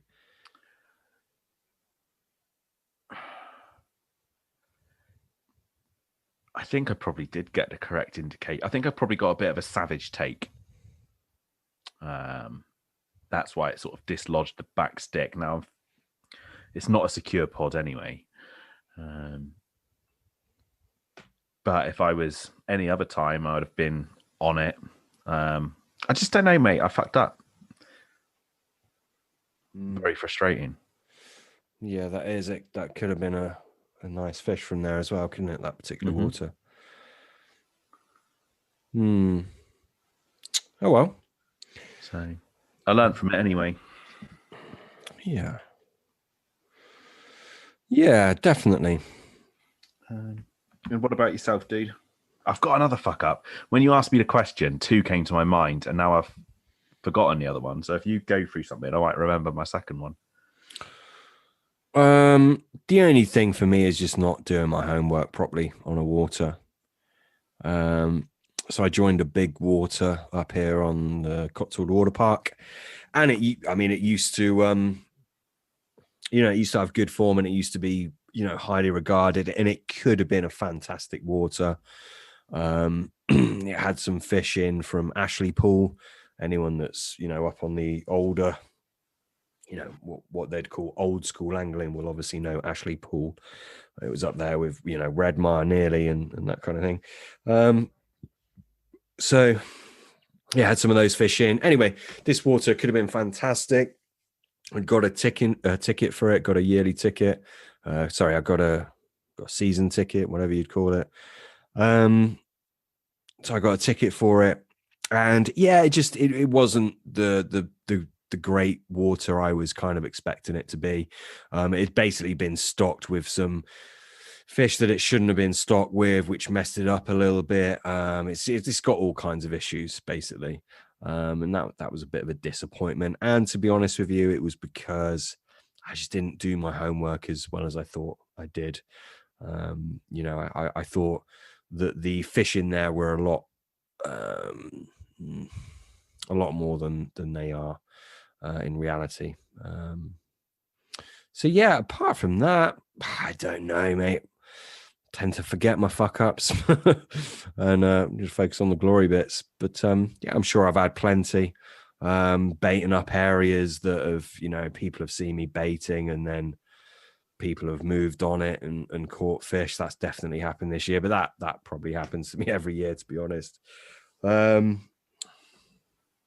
than that, Yeah, I don't know. I haven't had any major catastrophes or anything. I haven't been fishing from a boat, which is probably why if there was a boat involved, I'm sure I'd have a few tales of some Hmm. fuck ups. But no, pretty plain sailing. To be honest, I haven't done that much angling this year. I guess I've done a night most weeks, just a quick overnighter, which for me isn't that much. Years ago, I used to fish a lot more than that. 3 nights a week, 4 nights sometimes. Sometimes just 2, but I used to fish a lot more. So yeah, it's been. Do you know what? As far as my actual fishing goes, this year it's been a bit boring. I found it a bit boring. I've not got my teeth into anywhere, and I've had some very nice fish, very special fish, but I just haven't had that much excitement in my angling. I think you're the same, mate, aren't you? To be honest. Mm-hmm. Yeah. Yeah, I mean, you're talking about the big Cotswold pit. You actually, I know that you sort of look at that as a bit of a like, failure and you haven't done your homework, bloody blah, but you struggled for busy banks. You still had fish out of there, mate, which is sort of no mean feat. You didn't really do a lot of time on there. Yeah. Yeah. Yeah. Yeah, definitely. Why did you stop? Because the stock is not what I thought it was. Okay. Yeah. I thought the stock was much more special than it is. I know I'm probably sounding snobby, but yeah, I don't know. I'm just past just fishing for fish, just to catch fish or just to catch big fish. I want to catch like the old special ones. There are some in there. Don't get me wrong, but there's a lot that aren't. I don't know. It's just not for me. I just want to catch the real special ones. I'm not interested in catching every time I go or anything like that. I'm just interested in fishing for nice fish. So yeah, I might go back. Don't get me wrong. I might do another night or something if I can. My ticket's still valid, so yeah. It's not somewhere you'd look to renew the ticket then. No, I wouldn't. I know I won't be renewing there. No. A shame. Nope. No. Got a few other possibilities for tickets in 2021. Maybe I'll talk to you about off air. Mm-hmm. But no, that definitely wouldn't be one of them. No. Have you got a memorable capture for 2020? Yeah, I've got a couple. No, I haven't. Yeah, I have. I caught a lovely male golden Cotswold carp. Beautiful thing. If you think of a Cotswold carp, this would be it. I'm probably sound like a bit of a fool or whatever now, but and I was with my girlfriend at the time, which is what I think made it so memorable. Went down to a lake fairly local to me for the evening, just for a few hours in summer. I took my girlfriend with me. She shouldn't have been there, but anyway, just slung the rods out for a while. It had been an area that I'd had a fish from previously, and this lake in question, it's got some lovely, actually very old carp in there, beautiful old dinosaur things. Not all of them, but there's quite a few real stunners in there, and there are a few newer, younger ones which are only about 10 years old, but most of them are proper old ones. And yeah, there was this plateau that I'd been fishing recently. I'd been trickling the bait in there, and I've done quite well on this lake. This lake has been very kind to me ever since I first started fishing it. I've not done much time on there at all, but I've always done all right, quite to everyone's surprise, really, that fishes it, because it's quite hard going. But yeah, anyway, went down with my girlfriend. We sat out, I had a few drinks, just sort of chucked the rods out just for some, just because I was at the lake, really.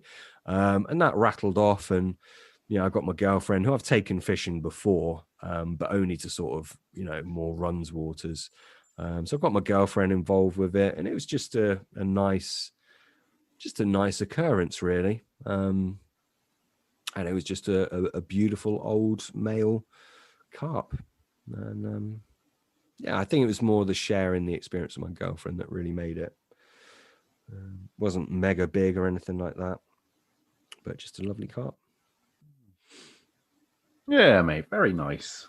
How about just one of those lovely balmy summer afternoon / evenings as well? You know, the ones where the days are proper long, the sun's out, it's just feeling nice, and you got a few drinks and you're on a picnic blanket next to a gorgeous lake. It's just, you know, the whole scene, everything was just lovely. It seems like we're a million miles away from that right now. You know, as we record this, Oh, yeah. It is the 16th of December. And yeah. How about yourself, mate? What's your memorable capture of the year? Mate, You had a few bream, haven't you? I had some bream. Do you know what? Like, the year couldn't have got off any better. My first night, I had one out with my target lake. Worst year's fishing ever.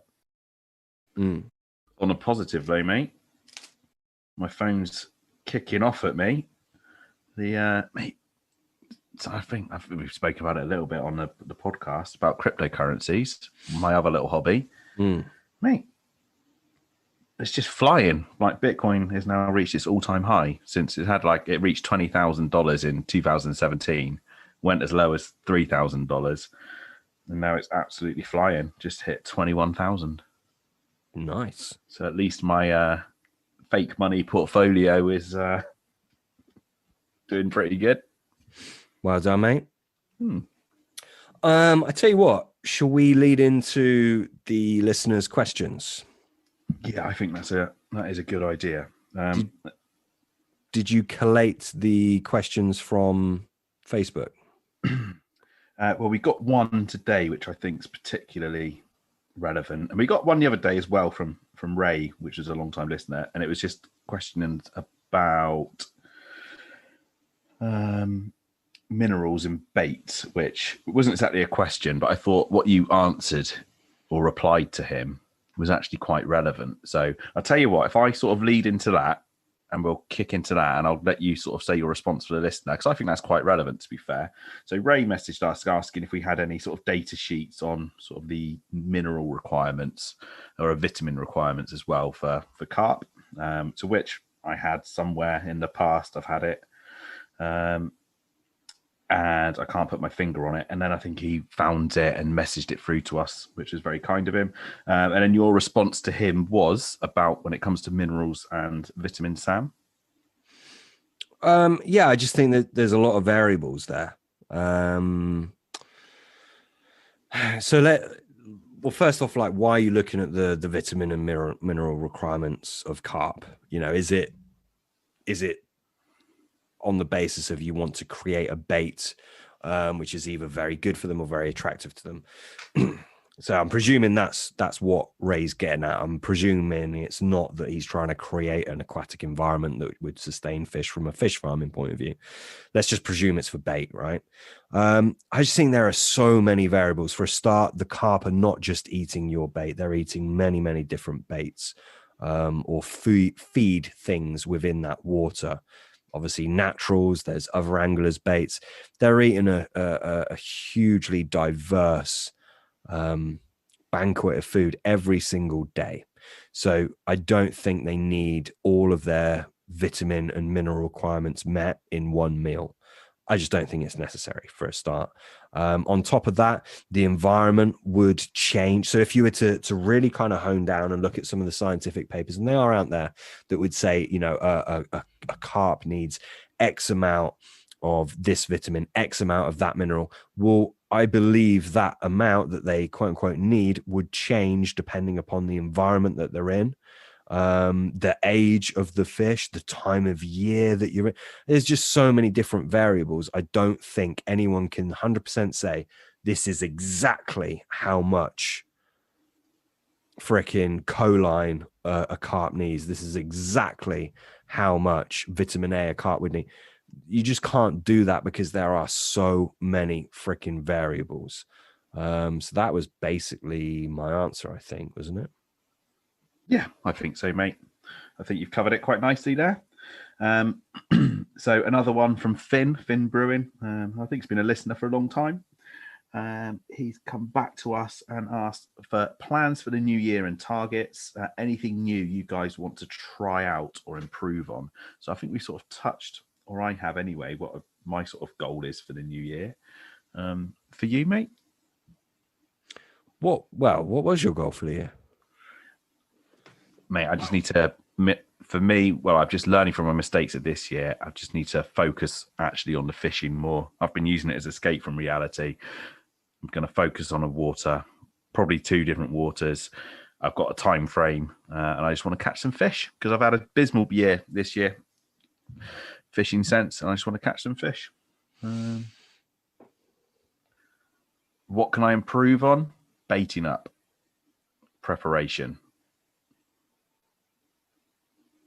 And I think that's the main thing I need to improve on, to be honest, is just get some spots going for myself and stick with them. I think you can shoot yourself in the foot, though, because you can, go and bait a lake regularly, and then you get there. And of course, what do you want to do? You want to make a beeline for that spot that you've been baiting and putting your bait and your hard-earned money into.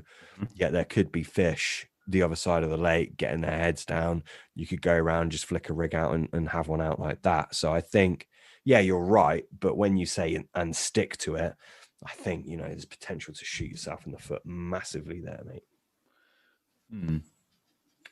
Yeah, I could agree with you. I think, I don't know, I've got, in my head anyway, I've got an idea of where fish would be in different conditions at different parts of the lake. So rather than baiting just sort of one area, I've got a fairly good idea of where the fish are under different circumstances. So it'd be baiting multiple spots, I guess, but just giving myself a chance. Do you know what I mean? Rather than getting there and flicking the rods out. But for yourself, dude? Yeah. I mean, yeah. I think with baiting up, it always gives you an option, doesn't it? So let's say you have walked around, you genuinely can't see any fish. That spot that you've been baiting, that is the natural go-to then, isn't it? And obviously, the idea is that the fish are going to frequent it if you've been baiting there. So yeah, I get it. But for myself, what was the question? Goals for 2021? Yeah, just targets and anything new you want to try out and improve on. I don't think there's any. It's gonna sound cheesy. I don't think there's any targets other than just enjoy my fishing as much as I can do. I'm getting to the point where, like, I don't know. The older I'm getting, the more I'm appreciating social aspect of life, but also my own company. I've always been good in my own company. You know that, Pete. Like I'm a solo guy a lot of the time. And I'm still like that when I'm older. And I find that my tolerance for people is going down now. I'm getting older. I mean, I'm not that old. But I find my tolerance is going down. But yet I also value those social moments where it doesn't have to be fishing. It's just there's a load of people together and you're just having a good time. There's something about that which I'm really starting to value. So maybe I'd like to do a little bit more on the social side in 2021, not just me and you, maybe, other people as well. So that would be a goal, enjoy my fishing more. And do you know what I'd really like? I would like to get a water where I've got my teeth in it. That is my water. That is where all of my focus is. I miss that because this year I've flitted around from place to place just because there's nothing that's really captivated me. And I think I'm missing that captivation, that passion. I'm missing that from my angling. Before when we've fished, plenty of waters where that's been our everything, isn't it? Like we've just been, absolutely besotted with that water, I haven't had that for quite a while. So if I could get that, fantastic. But other than that, yeah, I just want to enjoy it. Just want to enjoy my fishing. Yeah, and anything new you want to try out?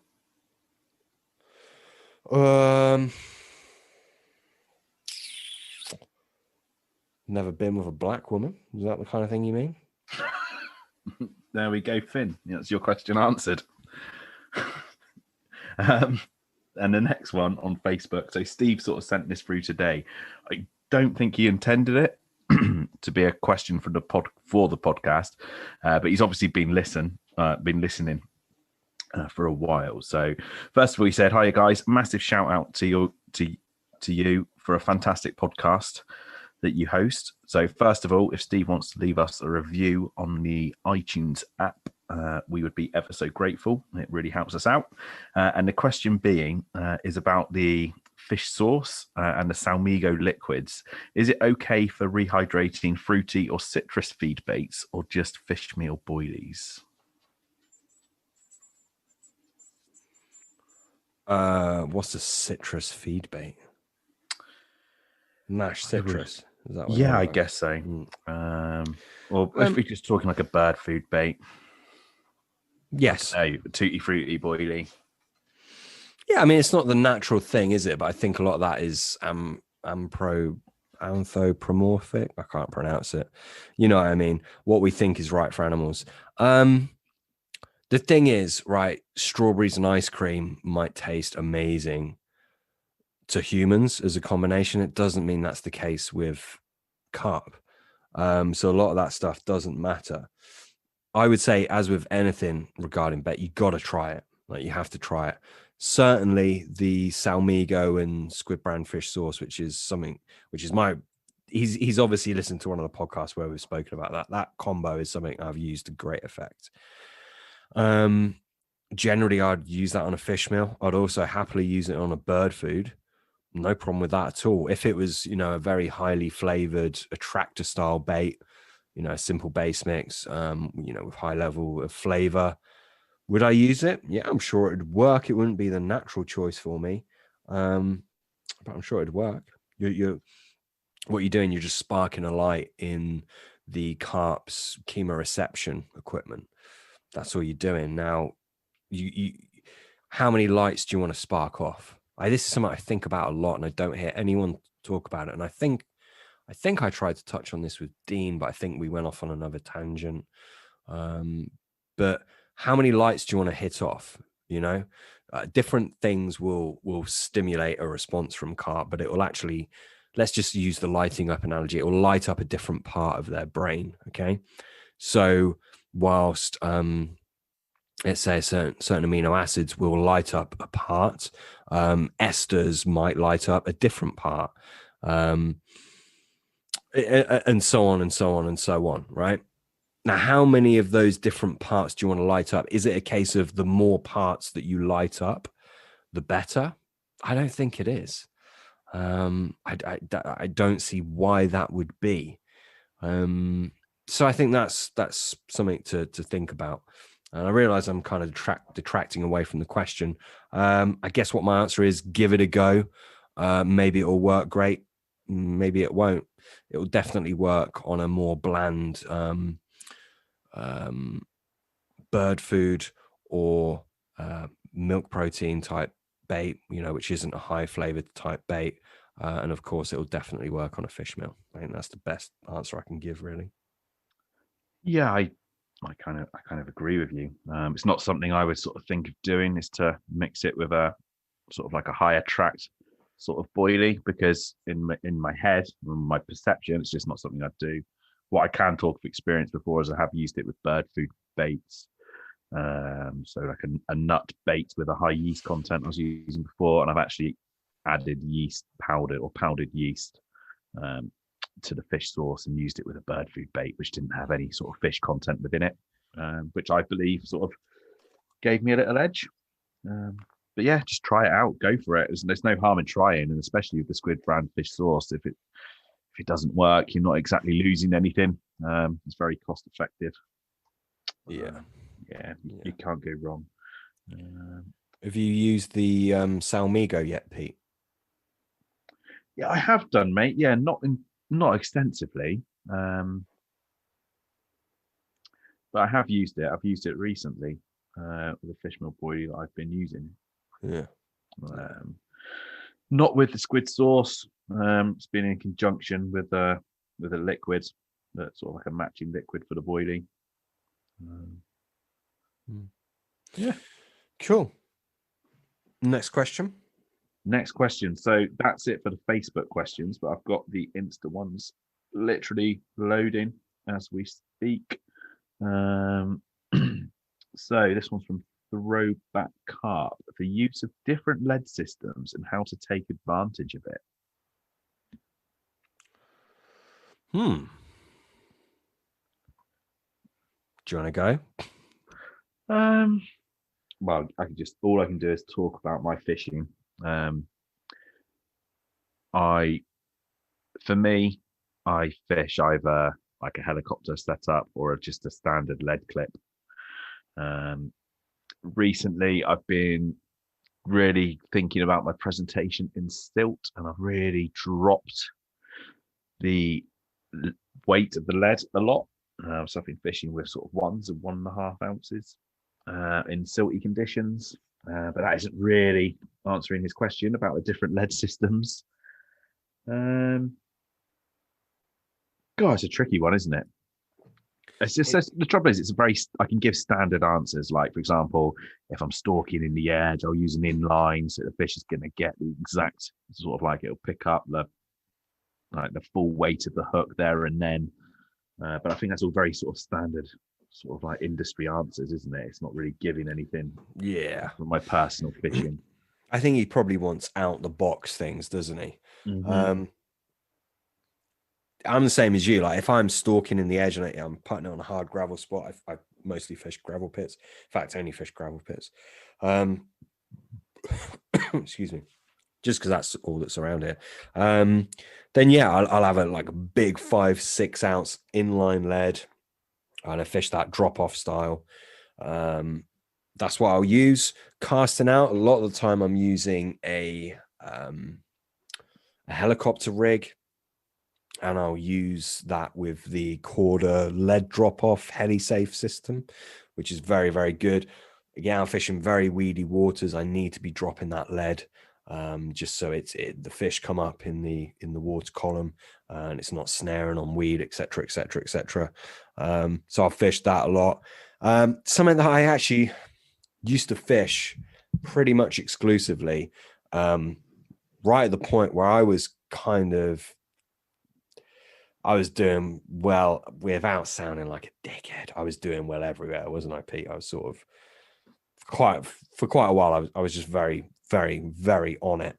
And back then, most of the time, I used a running lead system. And the way I used to do it for convenience is I used to use a lead clip, but I didn't. It was one of I think I used to use the Fox ones, which has got a hole running through the lead clip, and I didn't push the little peg in.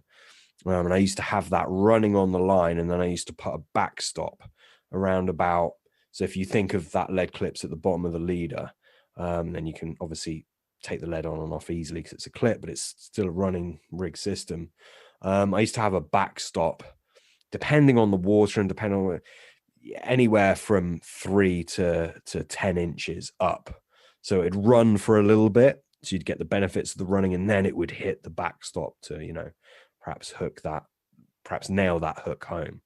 I used to use that a lot. And I'm not saying that's why I did well, but I was so in tune with my angling.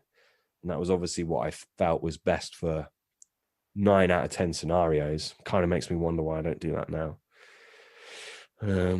You obviously remember me doing that, don't you, mate? I remember sort of like using a lead clip for a running lead. I don't remember the backstop bit. We spoke about this weirdly the other day, didn't we? The other day? Yeah, I think when we met up for a social, possibly. Well, like 3 months ago. Yeah. It's all a blur. Is it that long, really? Yeah. No, the recent social, not in the summertime. What, the one back in September? Was it? Yeah. Was it actually? Yes. No, it was not. Yeah, it was. Yeah, it wasn't. It was. I don't know when it was. It would have been October, mate, because it would have been. That's all right. During the week. Yeah, October half term, which is the end of the. Yeah. Only 2 months ago then. Yeah, exactly. The other day, mate. Lots happened since then. Yeah. I do remember. I remember sort of like the period in fishing when you were fishing sort of like a running lead system, and you were doing very well. But yeah, I think that sort of covers the question. It's something a little bit different, isn't it? A little bit quirky. Yeah, if it was specific and we were talking about a certain scenario, we could probably talk about it a lot more. But it's hard to know which angle to take with that. To be honest, isn't it? Yeah. But hopefully we answer it for you. Next question. Yeah, so this is from Will Polhill. So special hook baits, what to add? Special hook bait additives. Now, you did say earlier in the podcast that was one of your highlights of the year, mate. It's been tinkering with bait and hook baits in particular. So what are we saying, Sam? Well, are we going to break some news on this podcast or not, Pete? Yeah, why not? Because we haven't discussed this at all, actually, have we? So there's a reason why we might not want to divulge everything, isn't there? So I don't know if I can answer this. I mean, look, I've spoken about a lot of what I was doing earlier on in the year, and I've built upon that. There's a lot of standard things you can add to a hook bait, which will make it very attractive. What are the standard things? Citric acid, betaine, an essential oil, obviously something that we're very much into. You can add these things and you can create a very good hook bait. Very good, which will outfish any shit you'll buy in the tackle shop. And there's quite a few hook bait companies that will do that now. There's levels to it. There's other things you can do and add which will make your hook bait far superior. Does it mean you're going to chuck it out and guarantee a carp? No, it does not. But what it does mean is if you have it in the vicinity of a carp, you're going to greatly increase your chances of that carp wanting to pick it up if you take things to a whole new level. That's something we've not really spoken about on this podcast. We don't want to give all of our edges away. And now we have even more reason not to give our edges away, because we're actually going to bring out a couple of different recipes, a couple of different hook baits, and we're going to sell them to you guys, the listener. They will be very, very limited runs. So I think we're going to start with 2 different hook baits. We're probably only going to roll about 25 tubs of each, so they'll be very exclusive.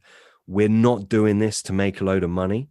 The only reason that we are doing this is A, a lot of people have asked us, and B, it would be nice to fund this podcast. It's not cheap to run. We make no money from it. We don't want to, but it'd be nice to at least cover the costs. So we've decided to basically release a couple of hook bait recipes, which I can't speak for Pete. He'll give his opinion in a minute, I'm sure, but I honestly think are better than anything else out on the market right now. Maybe I'm wrong. Maybe there's another hook bait company that's rolling something better. I'm certainly not aware of it, if that's the case. Pete, do you want to add on to that at all? What are your thoughts? It's a funny thing, isn't it? Because we never started this to do anything like that. It's just kind of naturally happened, isn't it? Yeah, I think one of the things I was really conscious of is I just didn't want to turn it into I think what's really refreshing about our podcast is we're just literally 2 mates chatting about our experiences fishing. And I think bait's obviously a huge sort of passion of ours. But if there's a way that we can sort of cover the costs of the podcast, and if that way's through doing something that we're passionate about, which is bait, and you guys are interested in buying a little bit of bait, I don't know. It's just for me, it's just all about sort of covering the cost of the podcast, because it sort of weighs heavily, more so in Sam's pocket than mine. But it's not. I mean, for example, just little things like when we're on that podcast with Dean and our subscription to we were using Zoom run out. I think you left it in the podcast, didn't you? And you think you did it there and then live, sort of repaid the subscription, which is something like 160 quid. Yeah. Just little things like that. And to do a run of, the website hosting, the actual podcast hosting itself is very expensive in the scheme of, there's a proportion of our fees. just to cover it would be nice. Yeah, and to be honest, the first run of hook baits, we're not going to recoup all of our money because our hook baits are spent the not shit. cheap to make. And not only that, mate, both of us sort of work hard, and we don't have a lot of time for rolling bait. And it is, as we've said in the podcast before, it's labor intensive, isn't it? But Yeah, there we go. it it's literally it will be the worst paid job ever for us because we won't make everything back for the podcast. We'll be at a loss, but at least we're making something back. And as well as that, I think we message quite a few people, don't we? I think we're very helpful in the information that we give out to people that do message us back and forth. And I think there's a lot of people that would like to try our baits. And when we say baits, by the way, we're not talking about feed baits. We're literally just talking about hook baits. We won't be rolling any, boilies to feed or mass or anything. Yeah, I think to touch on the bit where you said about them being like the best on the market kind of thing, or better than anything else on the market, I think that just literally for us, it stems down to confidence, and it's something that we've now done for years. And it's just something that we'd sort of go to, and it's tried and tested. And yeah, like I was saying, it's just a confidence thing. Yeah, absolutely. There's no hook bait I'd be more confident in than my own. And that's probably the same for anyone that rolls hook baits, to be fair. But anyway, we don't want this to sound like it's a freaking advert for our hook baits. They're not even available to buy yet. If you are interested, then please let us know. As I said, we're only going to roll around 25, maybe even 20 pots of each version to begin with. And to be honest, we might only do it once or twice. This isn't going to be a regular thing. So if you do want them, feel free to send us a message and we can put you a pot behind. So yeah, hard to answer William's question because we don't want to give all of our secret edges away. Yeah, don't know where to lead on from that. So the next question from Kelsda, we've actually already covered it in the podcast, but he sent it in a question, funnily enough, and that is people paying silly money for dead stock flavors which are well past their best. Yeah, covered it exactly. It's ridiculous. To be honest with you, I see the flavor craze all over the internet, and you see the crazy eBay sort of like final sale prices for a thing of like Hutchie Mulberry or whatever it may be. I didn't realize actually there was companies out there selling hook baits with them. Yeah, I've got to say that's new to me on this podcast. I've not come across that. I don't want to name and shame. As I said before, I don't want to shit on anyone. And I'm not, by the way, it probably seems like we're now saying this because we're going to be selling some hook baits. That is not the case at all. It's just old flavors, they denature, they oxidize. They're nowhere near as efficient as they once were. They're absolutely worthless. Or next to it. Honestly. But I bet they're selling some tubs of hook baits, mate. I bet they're selling lots. Yeah. But it's just not really the way to go, is it? I don't want to name the companies, on here. I'll screenshot one that comes to mind. I'll send it to you, Pete, and you can see for yourself. So I guess more of a nostalgia thing, isn't it? I guess for some people. Yeah, I get it. Nothing wrong with that. I've got some Richworth Tutti Frutti flavor actually sat right next to me, and I'll still smell it. And I love it. Yeah, it's just reminisce, don't you? I wouldn't dream of making some hook baits out of it and being confident in them, or yeah, I'm sure it would catch, but I mean, they're as good as, as some other things that you could do. So there we go. I've sent you a screenshot, Pete, and you'll see that, it's not just one post. There's 1, 2, 3, 4, 5 posts just on one page, on one like scroll page of their account. Ridiculous. So yeah, I wouldn't be confident in that. Next question, mate. So I'll go through it because Wayne Birmingham, he's asked, just said homemade hook baits again. We've covered it, but he's been kind enough to send us a question or a message. So I thought I'd give him a shout out there, but we've kind of covered that with our little plan to sell a few pots of hook baits to help fund the podcast. Tivy has asked us, it said bait again. Have you got any plans for bait, mate, for the new year? Bait in particular? Well, sorry, what's the question? Sorry. The question is just he wants us to talk about bait again. So. Oh yeah, the bait again guy. Yeah, I saw that. I sent him a message and asked like what about it specifically, and he just said anything on bait. He likes it when we ramble on about bait. Do I have any plans for the bait I use, Pete? Is that what you asked me? Yeah, I'm going to be using Kenny Gates bait Asylum. Do you know what? I'm in a weird situation where I don't really know if I'm supposed to be announcing this, because I think get the impression he's kind of select about who he sells his bait to. I don't think he wants it to be this big, huge thing. He certainly doesn't have a Facebook page or a website or anything. You kind of have to get his number from someone that and they're okay. Kenny's okay if he has a number, this kind of thing. But yeah, I'm going to be using his bait. I've been down to his factory a couple of times. I've been using his bait. The guy is so freaking passionate. It's unreal. I go away and my nostrils are on fire from all the different things I've been, he's got me to smell.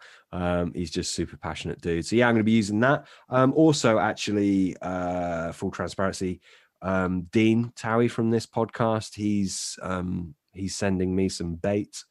In fact, I think he said he posted it off to me today. So I'll be trying his bait as well, which, that guy knows a lot about bait, that's for sure.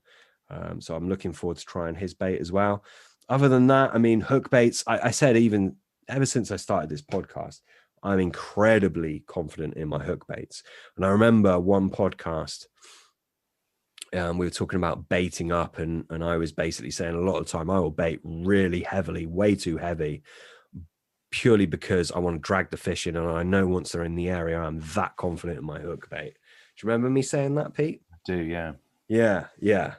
So I just, obviously I'll continue using those hook baits. And particles as well. Love fishing with particles, peanuts, prepare peanuts properly, obviously. And then, let them ripen a little bit. Supremely effective. And other particles as well. So yeah, bait wise, my plans, continue what I'm doing, using good quality baits, good quality hook baits, and properly prepared particles. And liquids. Obviously, I'm massive on my liquids, big into my liquids. Yeah, but mate, I've got a burning desire for sort of springtime to try and roll a bit of bait. And this boils down to the fact that our bait that we used to, the last bait we sort of mass produced for ourselves, where we were rolling sort of, I don't know, just loads of it. Ridiculous amounts of bait. The Marley. Which I'm incredibly fond of. And again, we've said it on the podcast before, that contains the Nash Palatine Marley sort of spice oil. And I think on some of your sort of ramblings the other day, or through speaking to people, you come across the original supplier to Nash. Am I correct in thinking? Yeah. And the fact that I could source that again, really just for nostalgia, I really want to put together sort of just a fish meal sort of bird food base with that, a spicy bait, with that as a flavor label on it. Yeah, yes, not to be confused with another Malaysian spice oil I've used, but yes, for that bait we use the Malaysian spice palatine from Nash. Basically, those old palatines, the strawberry oil was a good one. Tangerine was another one. I used to really like that tangerine oil. You can get them from Catch It Labs. It's Catch It Labs, isn't it, Pete? Which is a play on the words from Catchum. Yeah. The old boy there, the older guy, I think the guy who's kind of at the forefront is Paul, but he's the son of the scientist, as far as I understand. The older guy was the scientist for at Nash Bait, and he previous to that, I believe he worked alongside Rod Hutchinson. So yeah, anyway, those oil palatants are available from Catch It Labs. They're producing some pretty good stuff, actually. Am I correct in thinking all of their flavors are oil based? Not at all. No, Okay. no, they're not. False information right now. Fake news. Yeah, fake news. Some of them are. They do the banana oil palatant, which is a good one. No, a lot of their flavors are, MPG or what have you. Okay. Or EA based. Yeah. Mate, I was convinced that you told me they were all oil based. No. I don't know why, and I thought I'd just put that in here as a little bit of a subject to chat about. No, yeah, not the case. I got that wrong. Definitely not. They've got a few oil based flavors, but most of them aren't. But yeah, interesting company actually. I'd definitely like to trial some more of their bits and bobs. Yeah. Definitely. Sorry, you've I've lost my my messages. So moving on. So this is from 18 Malloy, 78.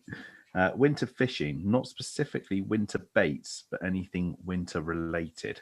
So I'll take it from that. Have you got anything sort of little tips, winter hacks, anything you'd sort of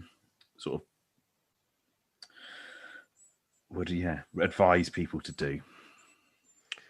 Yeah, I mean, as always, you gotta find the fish. I know I say this all the time, but you do. Like, you really do. You need to get that, you need to have that as paramount importance. Find those fish. 10 minutes in the right spot, etc., etc. It's even more important in the winter because the carp aren't as nomadic. Well, they're not always as nomadic. They generally hold up in a certain area. I mean, straight off the bat, don't neglect the shallows in the winter. Obviously, the obvious place is the shallows if it's sunny in the winter, because obviously the water's heating up. They want that heat. Doesn't always well like that. Even on overcast days, don't neglect the shallows in winter, certainly. It's all to do with the thermocline, and it can actually be a warmer part of the lake. So no matter what the weather's doing, I mean, check the whole freaking lake, but don't neglect the shallows. As well as that, if you're not finding them, it depends on the lake, and I'm painting a very broad stroke here, but the middle of the lake, unless it's particularly weird lake and it's very shallow in the middle or whatever, you look in the middle of the lake. Like, a lot of the time that is where they are. It's difficult to say. The lake I'm on at the minute, the deepest part of the lake is where the fish are. Now, they're not down low, they're up higher. Generally how it goes, again, I'm painting a broad stroke here, is the bottom of the lake will, generally speaking, hold the temperature for quite a while, particularly if there's weed in there, which will hold temperature. And then as the year kind of ticks on and we get deeper into winter, that'll become colder and it'll be warmer a little bit higher up, maybe in the upper third of the lake, or the lower part of the upper third. So that'll change. But yeah, I mean, to summarize, look at the shallows. Don't neglect the shallows. The middle of the lake, I know it sounds kind of like a bit dumbed down, but that's often where they are. And then obviously you got to look at the layers. So let's say they are in the middle. Let's also say that's the deepest part of the lake. It's 12 foot. If they're 4 foot beneath the surface, there's no good, whacking out a small 10 miller and thinking that you've got a winter tactic there, because the carp are, a long way above it. Obviously zigs would then come into their own. Yeah, I don't know. That's what I would say at face value. Have you got anything to add to that, Pete? Anything I missed? No, for me, it's just, I mean, like you say, location is hugely important. But I think a lot of it as well is just don't give them too much food. I think if you're on the fish, they're inquisitive creatures anyway. I don't think you need to give them a lot of food. You want them to pick up that hook bait. Yeah, but conversely, keep giving them food. And this is, well, I think it's widely known. You want to keep those fish feeding. So already by now, you should be keeping that bait going in that water every single week. If the carp keep on eating, they'll keep on eating. I know it sounds ridiculous, but if they don't eat for a while, they'll hold up, they'll get more lethargic, and they're obviously going to be harder to catch. But if you keep them eating regularly, they're going to be much easier to catch, and you can keep them feeding all the way through the winter. But if you compare that to a lake which doesn't see any bait and all the naturals are dead, those fish aren't going to be feeding, and they kind of shut their metabolism and their movement down because they're not getting the food, which is, a self-fulfilling prophecy, a vicious circle, if you like. So yeah, keep the bait going in, but just keep little and often. That's really, really important. Yeah, so I think moving on. So I'll say the final question. Sorry. We should add to that bait. We should talk about bait. Go on. Well, you've got to give them the right bait as well. I like a lower protein. If we're talking about boilies, I like a lower protein, lower fat bait in the winter. We can get into the weeds with that if you want, but I don't think that's the real question here. But yeah, that's ideal. But in terms of actual hook bait or the bait that you're presenting, esters are very, very, very interesting to me, particularly in the winter. Put a post up the other day. Time to bring out the esters, and it is for my hook baits. I'm now adding quite a few different esters to my hook baits. I have great faith in that. I coincide that with the correct essential oils. So yeah, I think that side of attraction definitely changes in the winter. Their eyesight is obviously hampered as well. It's not as good. So yeah, I think you can do some interesting things with that. You just got to be careful with it, not to overdo it. Pretty sound advice, mate. Yeah, again, just it's what I sort of fall back to.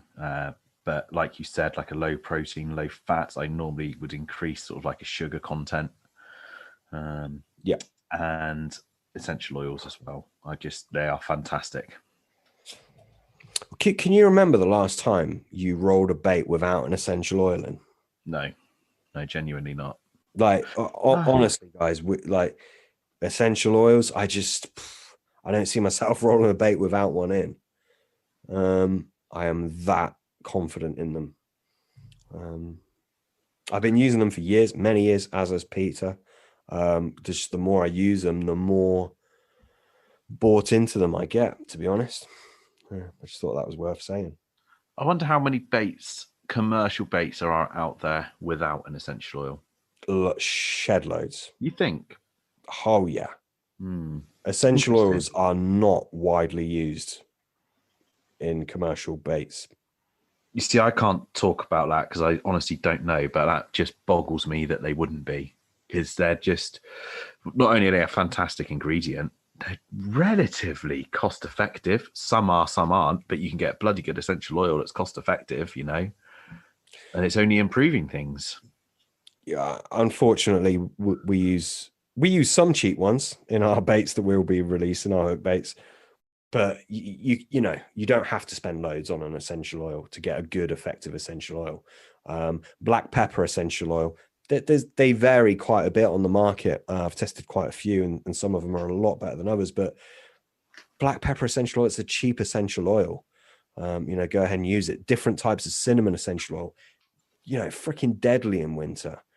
Cinnamon leaf essential oil, which is higher in the eugenol content. Use that. It's not that expensive. There's many different essential oils. We've spoken about this at length. But no, I really do not think, well, in fact, I kind of have it on very good authority. I know quite a lot of bait companies that definitely don't use essential oils.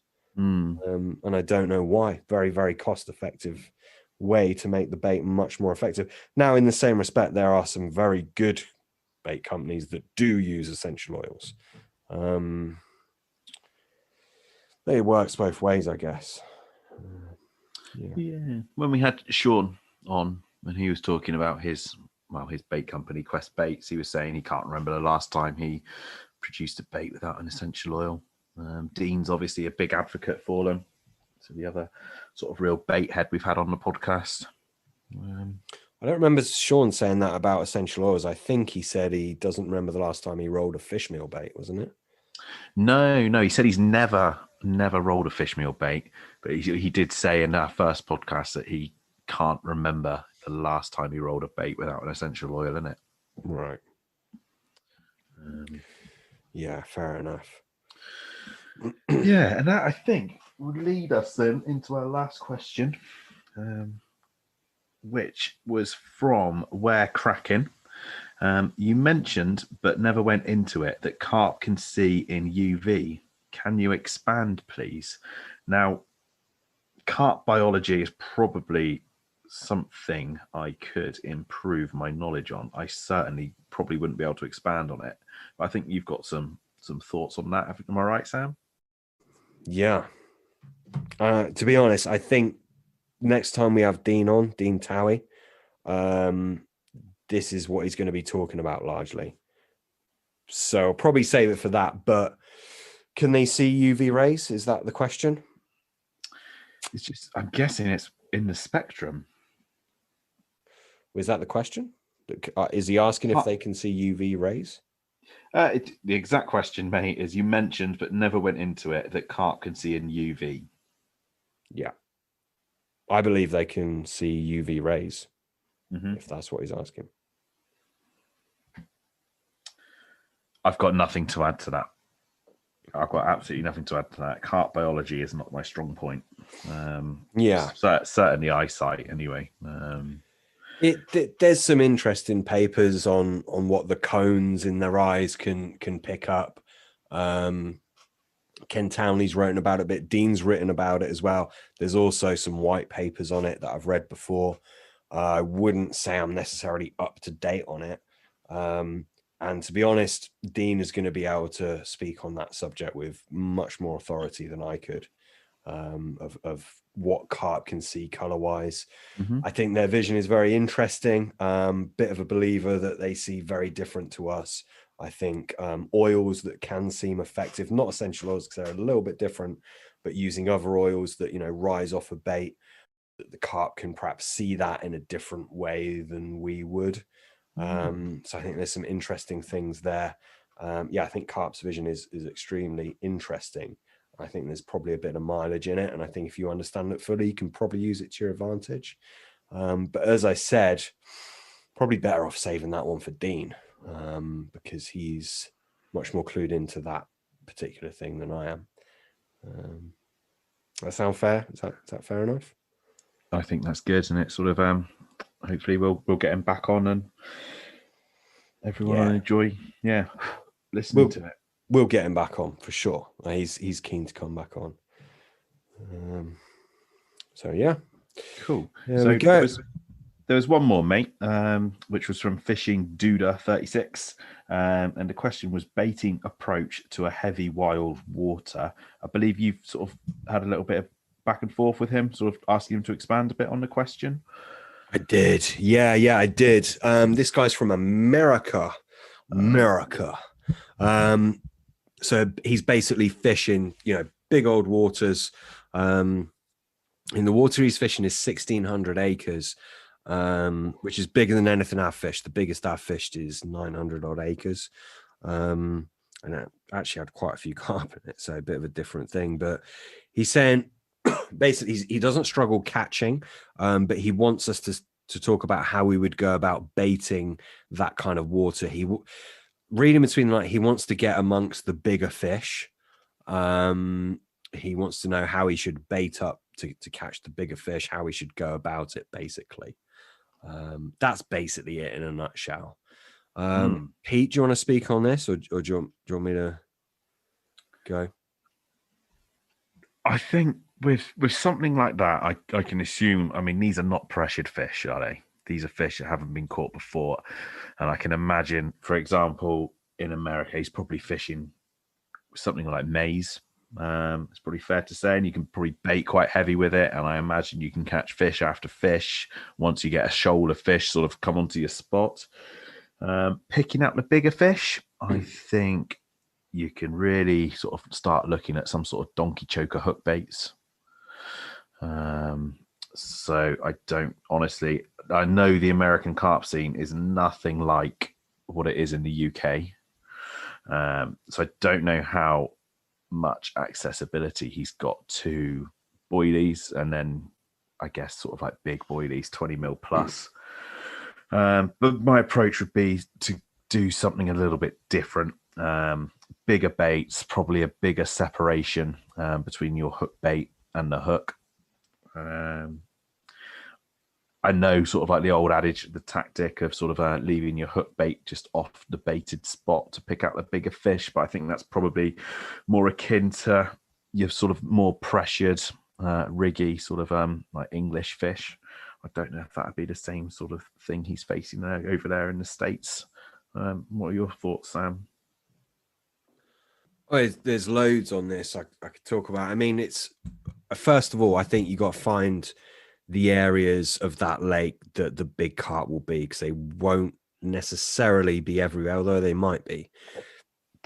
Generally, in my experience, carp can be very nomadic, particularly on the bigger waters. But then you might be fishing in an area where the bigger where the bigger fish either never are or they don't feed. So do your homework. It's a big old water. You've got to do laps. You've got to be looking. You've got to be finding the fish. You basically need to find these bigger fish. Now, I know that is a daunting task and it's hard work. You're going to reap the rewards if you do. So first off, make sure that you're fishing in an area where the bigger fish reside and they feed.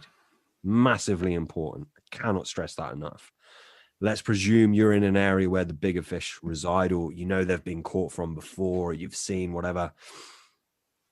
I mean, a lot of the time we'll get picked up by the smaller, we'll make our hook bait very, very attractive, and we're going to get picked up by the smaller, a little bit more frantically feeding fish. So sometimes actually having a bait that isn't as attractive, as odd as that sounds, if you want to catch the bigger fish, generally that can be good, because a lot of the time you'll get the smaller fish steam in, mop a load up, and then the bigger fish will come in. Now, conversely, look, the big fish are big for a reason. Maybe it's just because they're very old, or maybe it's because they eat a lot of food. So, don't discount having a load of food and baiting heavily for them. Generally speaking, load of boilies, big boilies, tends to catch the bigger fish, I think. It certainly can be the pace. There's caveats to all of that. There's be someone listening saying, oh yeah, but I caught this on some, hemp. Yeah, of course you fucking did. But generally speaking, I'm painting some broad strokes, right? Bait heavy, have a bait off of the baited area. I've done that for freaking years. And, obviously I'm no big carp legend, but I think I'm okay at catching the bigger fish, and a lot of the time I'll catch the bigger fish a rod length or two off of the baited spot. They kind of hang around. You can go a step further than that and look at their patrol routes. You'll often find that fish will go in, swim out, and then go back into an area that on the same route. Not always, but you can see these patterns develop. If you get lucky enough to see that pattern develop, you can put a hook bait on that patrol route. Perhaps where they're coming back in to the baited spot would be a good one. And you can pick fish off like that. Again, it takes a lot of watching. But the thing is, where do you want your work to be done? Do you want your work to be done by, countless hours watching the water, climbing trees, and then figure it out, and then exactly the way you can do it? Or do you want it to be figured out by sat behind rods and it's just fucking guesswork? So, yeah, keep watching. I don't know. I felt like my thoughts are running away myself. I'm on a bit of a rant here. I can't remember where I was up to, but yeah, it's difficult to say. You've got to find what works for that water. Obviously, do the common sense thing, speak to some people that have caught the bigger fish. ask them about it. You know, don't be disrespectful, but tap them up for better. See if there's anything out of the box that kind of strikes you as being like, oh wow, I didn't expect that. And just watch what's going on and go outside the box, and don't be afraid to have your rod way off the spot. Don't be afraid to have a big bait on there. You know, don't be afraid to have 2 25 mil boilies on there. You know, hopefully the little 10-pounders will spit that out, and you know, you'll hook into the, you know, the 30s or 40s or 50s or whatever it is your water carries. Don't know if I've made sense there. I feel like I've been ranting for a while. Yeah, buddy, that has rounded up our questions. I don't know where we go from there. Did you want to go into a little quick fire? Yeah, we'll do quick fire. So little quick fire list. You got to pick basically from this list. I'm going to ask you 17 questions, maybe some more if I think of them kind of on the job. You have to pick one forevermore, so you can only use one and not the other for the rest of your angling. Okay. Number 1, fish meal or non-fish meal bait? Fish meal. Fish meal. Big leads or small leads? Small leads. No Polaroids or no photos of your captures? No photos. Definitely. Big pits or lakes under 3 acres? I'm going to say lakes under 3 acres. Ooh. Rods, 9-footers or 12-footers? I already know this one. 9-footers. Underarm casting or overhead? Underarm. UK 50 or European record? UK 50. Only socials or only solos? God. So solos probably. Only solos. That makes me really, really antisocial, but yeah. Yeah. Only fish for carp or never fish for carp? As in, you can fish for other species. I would honestly, mate, probably say only fish for carp. Single sticks or buzz bars? Single sticks. Leave them in the net, use a retaining sling, or sack them up? Which one? Forevermore, leave them in the net. Okay. Weekends or midweek? Midweek. Braid or mono? Mono. Syndicates or clubs? Syndicate, probably. Zigs or floater? Floater. Essential oil or flavor? Essential oil. Biggest edge in your carp fishing? Damn.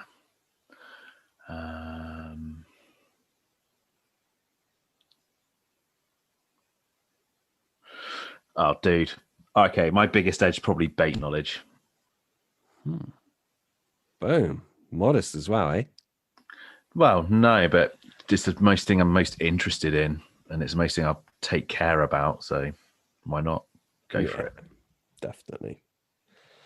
Definitely, mate. Good. Yeah. Where would you fit with those, mate? I'm guessing. All right, I'm going to answer these for you, and you tell me if I'm right or wrong.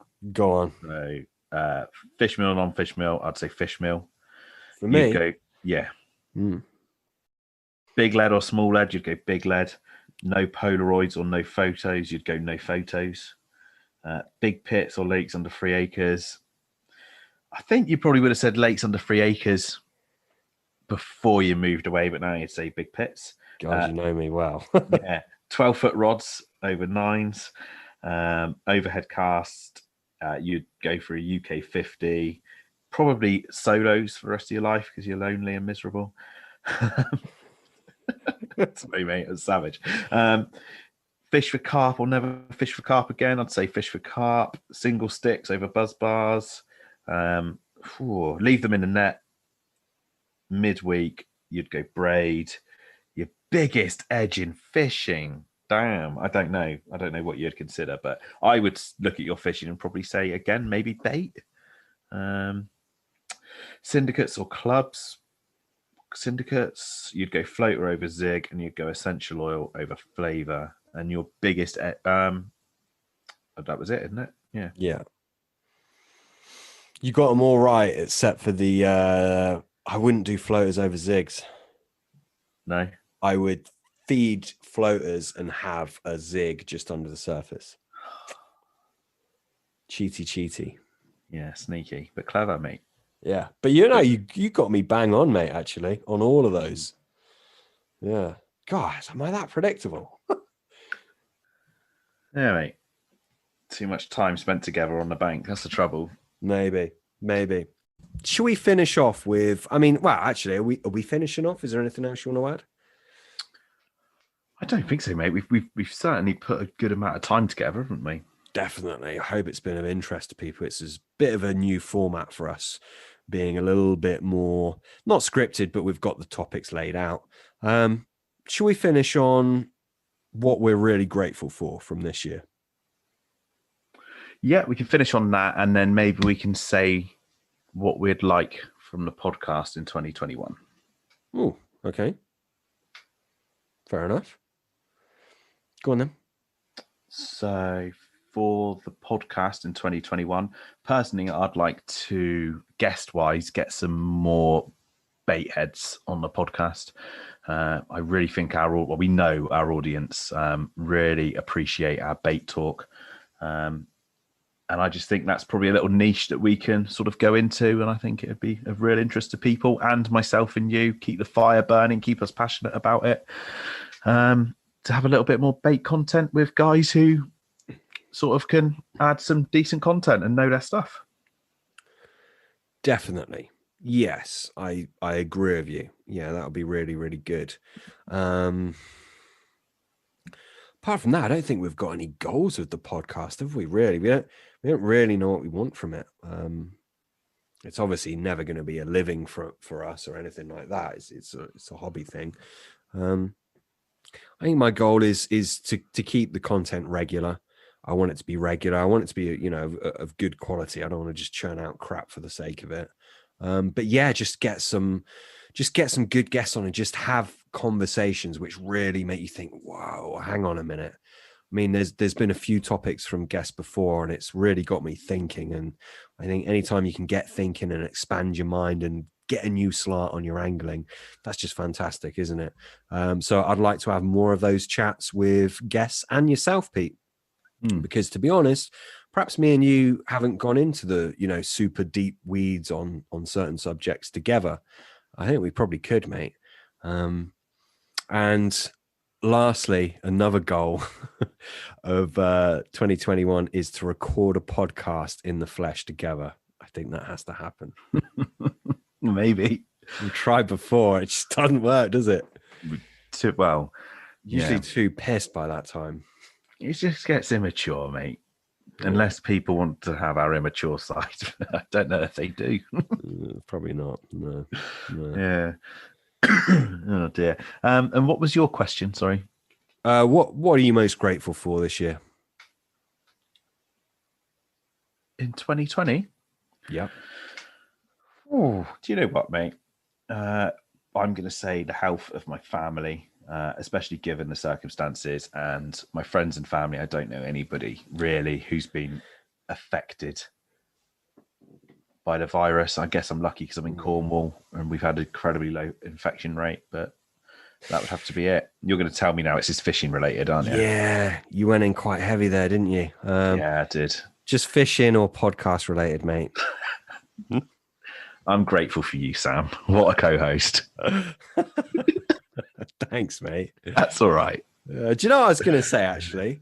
I'm grateful for this podcast. I've quite enjoyed it. We set it up, probably thought it would fizzle out after a while, but it hasn't. I'm grateful for it. I enjoy it.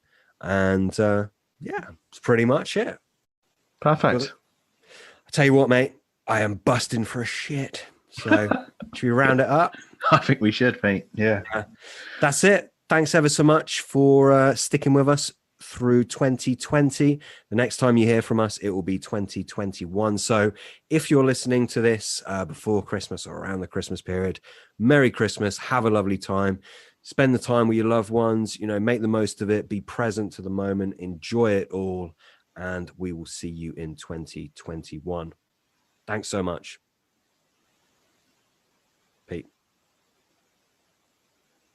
Pete? You going to say goodbye? Goodbye, guys. Bye, guys. See you next year. See you next year. Cheers. Mate, you're so philosophical. I know, mate. I know. Yeah.